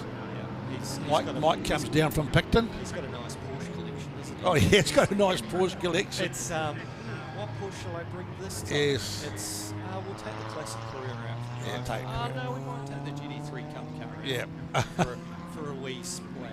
So no, Mike Baker's bought the Carrera this time. Yes, and he's got young Marcus Stewart in there. So a couple of Carrera 964s battling away.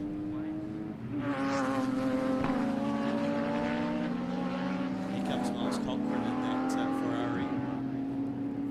That's is that its first public? Miles Cochrane. Well, I don't think we haven't seen it here. Usually he's playing around at Datsun 240. Yeah, he is, being a Nissan man. Yep.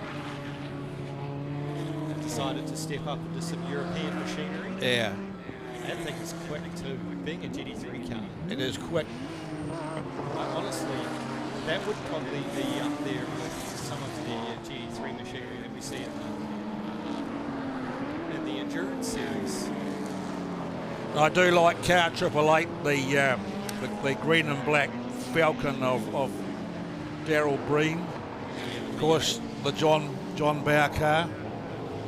John Bauer car from around the early 2000s in the Aussie Touring Car Championship. Yeah, cool with that one. Darryl was actually just down at the street sprint a few few weeks ago. Okay. Doing some display runs in that car, so really cool to see Daryl getting that car out. So doing display runs for the car, just showing the car. Just showing the car. Yeah. Was there any other than there? Yeah, Lance had the Lance Copeland had the DJR6.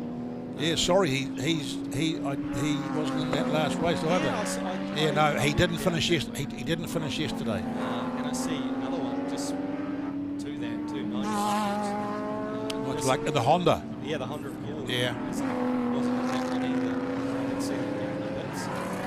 But yeah, no, that's a cool car, and I know in the past here, especially in the John Osborne Saloon field, that we've had some a number up to 5 of those V8 supercars racing here.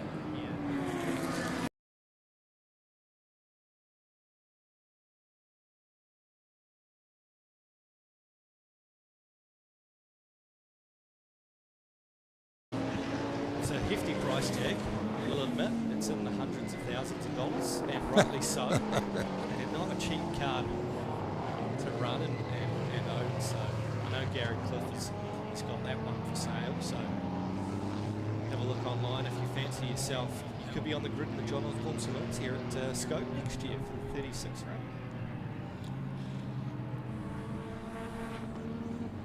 Lost Andrew Havel in the VS Holden Commodore and the Larry Perkins look-alike. Yeah. Scott in there, he tried to drive around the outside of Jeff Lusky there in the GT3 Cup car, and Jeff Lusky just making that car just a little wider than the racing line. There goes Cochrane up the inside there.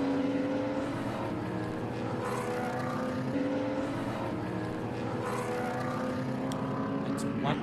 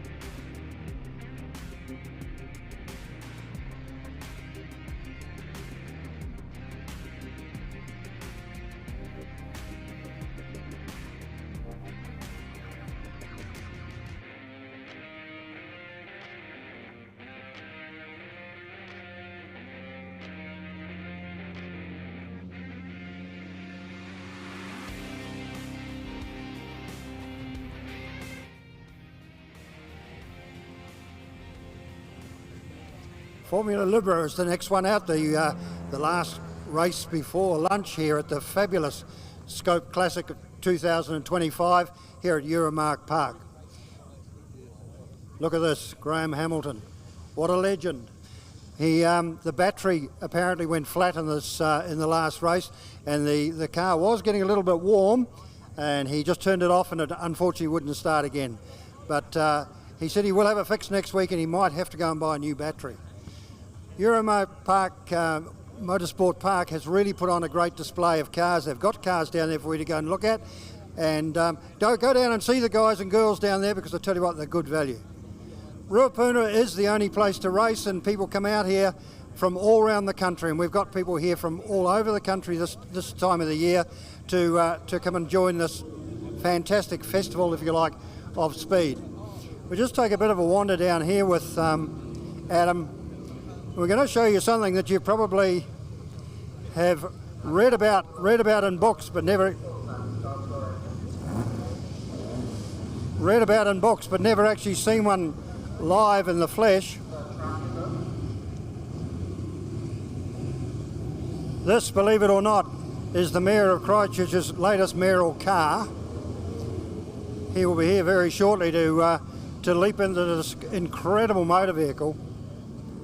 The size of the thing is just enormous. I guess you're getting quite a good sense of it on TV, but to be here and look around it and walk around the car and look at it in its entirety is just amazing. So Adam, our cameraman, is just wandering around, just having a bit of a look. It's got an aircraft engine. Look inside the thing. It's got like almost a couch sitting in there for the mayoral bottom to sit in. So not too far away from the start of the Formula Libres. So I'll hand you back to the guys up in the Dave Cook commentary box.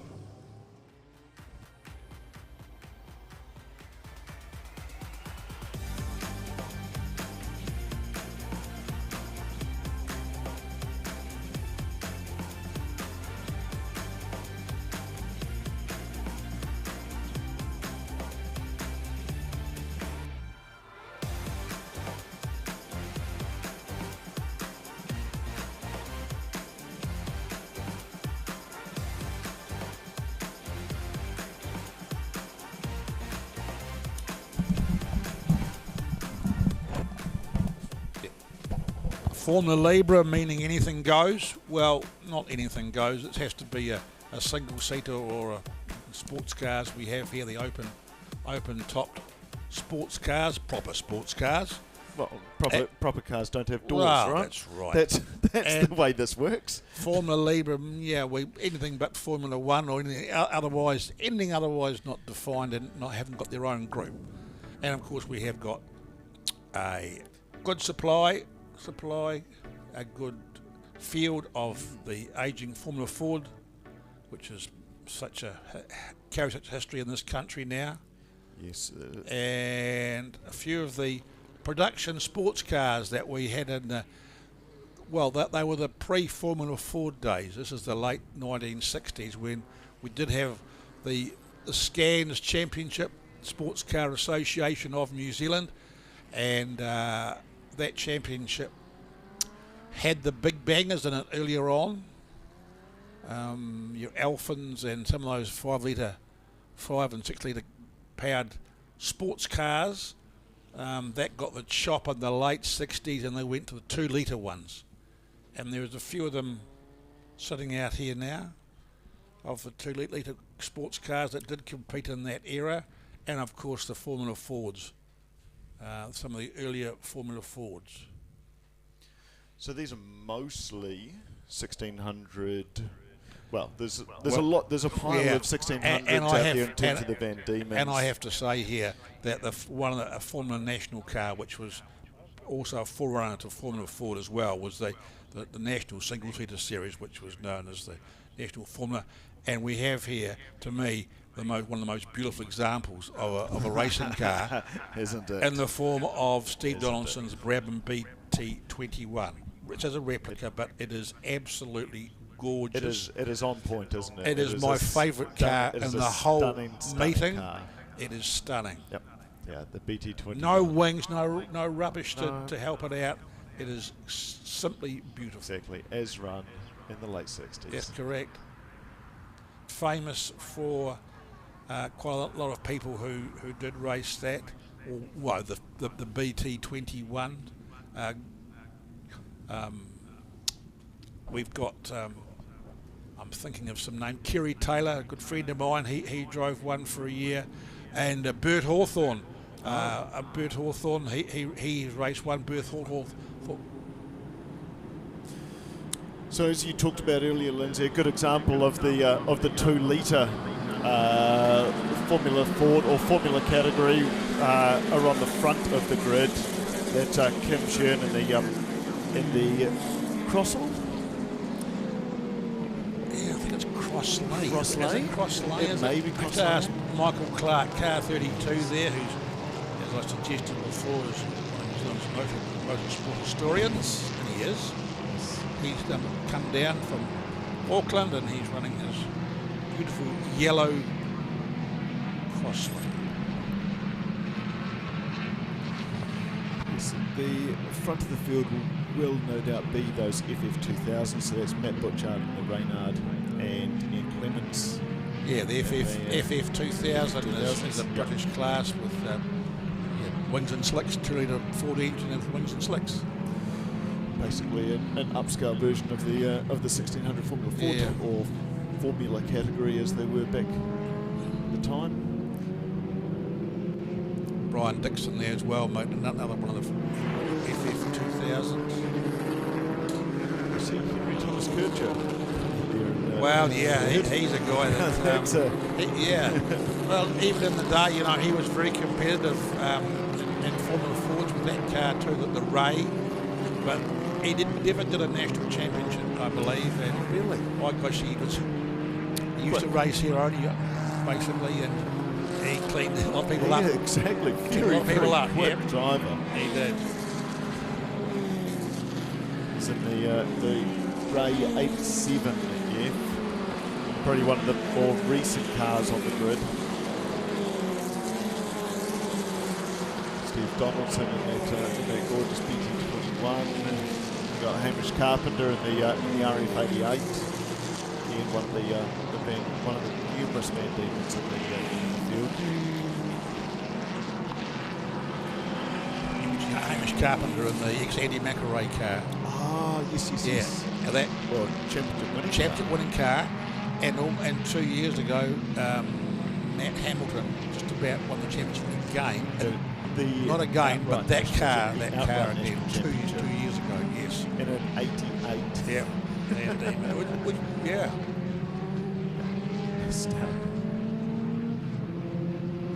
I do recall watching Andy McElroy. It was something to behold. Yeah, car 46 out there, Grant Campbell in the Swift FD4. Now, Grant has a pretty accomplished career himself. He's won the National Formula Ford Championship twice. The second time was 1988 driving this car.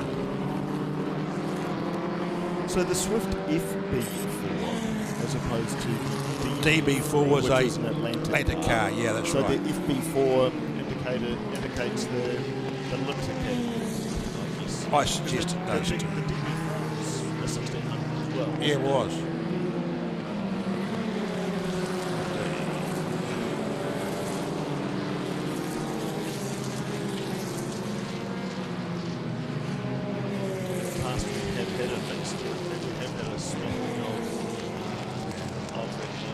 Yeah, for sure. Back to Grant Campbell. His first championship win was 1978 in a Titan 9C. That's when he won the national championship for the first time, and second time. I'm just trying to find out when he won his second Titan. Anyway, not to worry about that. Sort that out. But he has won it twice. And yeah. Yeah, I don't know anything about that car. I've never heard of it. Have you? Yeah. Not at all. It's got a Ford style car with side pods, but in '81, you certainly don't see side pods on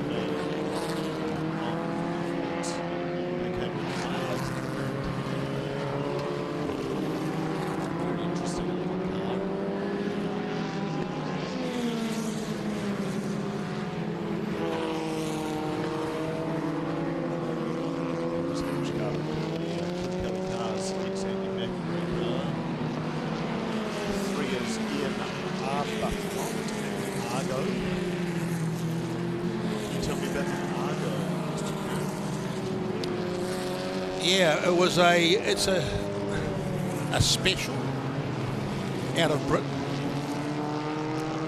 Yeah, there was not many of them built, I don't believe. Eh? Yeah. Well, they're quite late in terms of the era specials. Yeah. Well, we've got our modern specials here. Yes. Again, you spoke about the cars. No, we have. Yeah, no, the Argo, I've just found some notes here. They built 100 of them. Yeah, and interestingly, a lot of them, you mightn't believe this, a lot of them found homes in Lebanon and India. Wow. And when I read that, I really had to read it again to make sure I hadn't got it wrong. That was where they all ended up. Yeah. And you're right, they're built from in the late 80s, they were built, early 90s, yep. Yeah, they're quite an interesting look. Yeah. Just coming around here, it's going to be the sweeper. CG motorsports.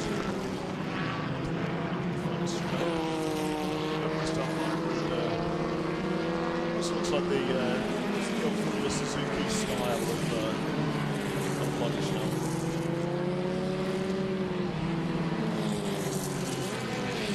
One is Phil Folks, Palliser.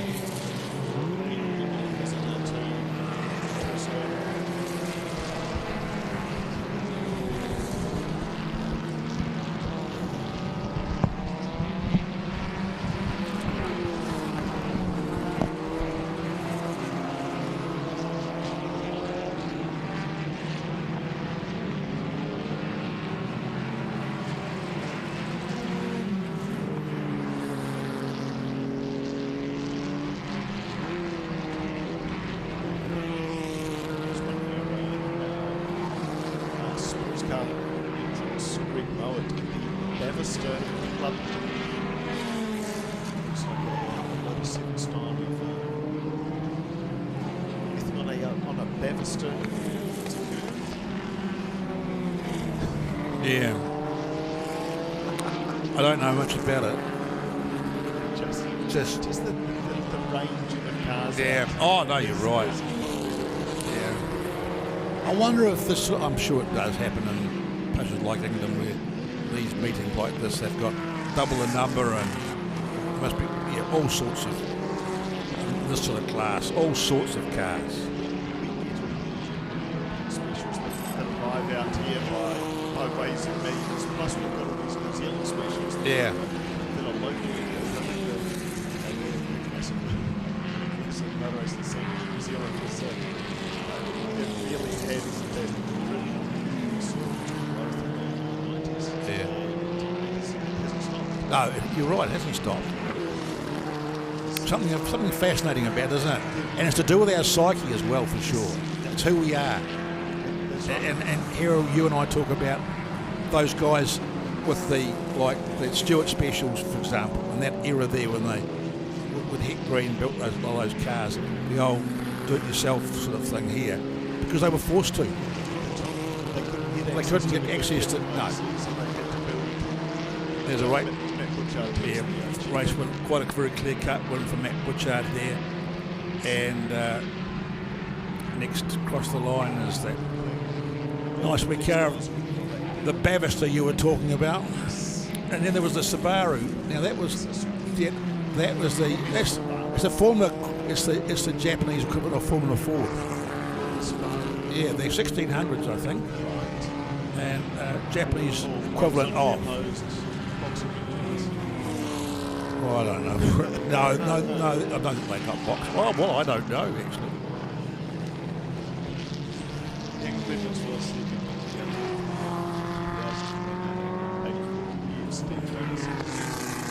One that had Henry Thomas Gurge runs out the top 5.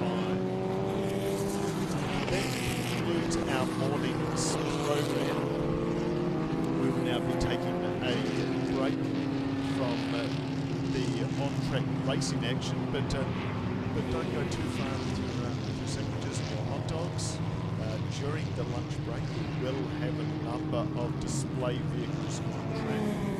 Part of that display, It's like Lindsay Kerr's getting the intros on it. Part of that will be the Nelson Beach Racing demonstration cars. All those cars that were involved at Nelson Beach Racing 75 years ago. What else can we expect on for the lunchtime demonstration? Yeah, we just had the brief that the 190E Mercedes, the DTM, Murph will be driving that for lunchtime run. You can see him eyeing it up, can't you? Graham Baker will be driving the little Lola 20, a little red Lola 20 is the same, owned by Roger Greeny, and Roger brings this down for most years now. It was the first single seater that Graham Baker drove, and it's in the same livery as it was when Graham drove it.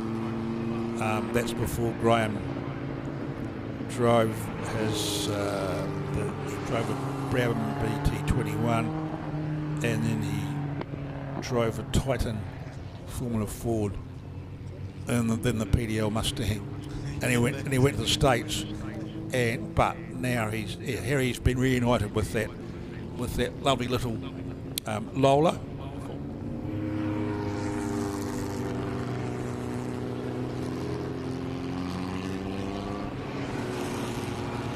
So that's a wrap from the morning here at the SKOPE Classic 2025. So those who are on the live stream, we're just going to take a little bit of a break, let our cameramen have their lunch and have a wee bit of a rest. A lot of action that they covered this morning. David, I mean, what were some of your highlights of the morning? I guess it would have to be the touring cars. It would have to be the touring cars, I think. But hey, the Formula 5000, brilliant stuff. But just the whole organisation of the SKOPE Classic has just been incredible. And boy, am I looking forward to this afternoon, because we're going to have some fantastic racing. A lot of it, of course, this afternoon is handicap racing, which makes it even more interesting for the people. So make sure you come back and see us, because we'll be back just after lunch. So that's 1:20. So as you see behind us, if you're at the track, there's a lot of really cool lunchtime displays and some cars that are going out that are very special. So if you're here, watch those, and if you're not, come back to our live stream both on Facebook and YouTube at 1:20 p.m. See you then.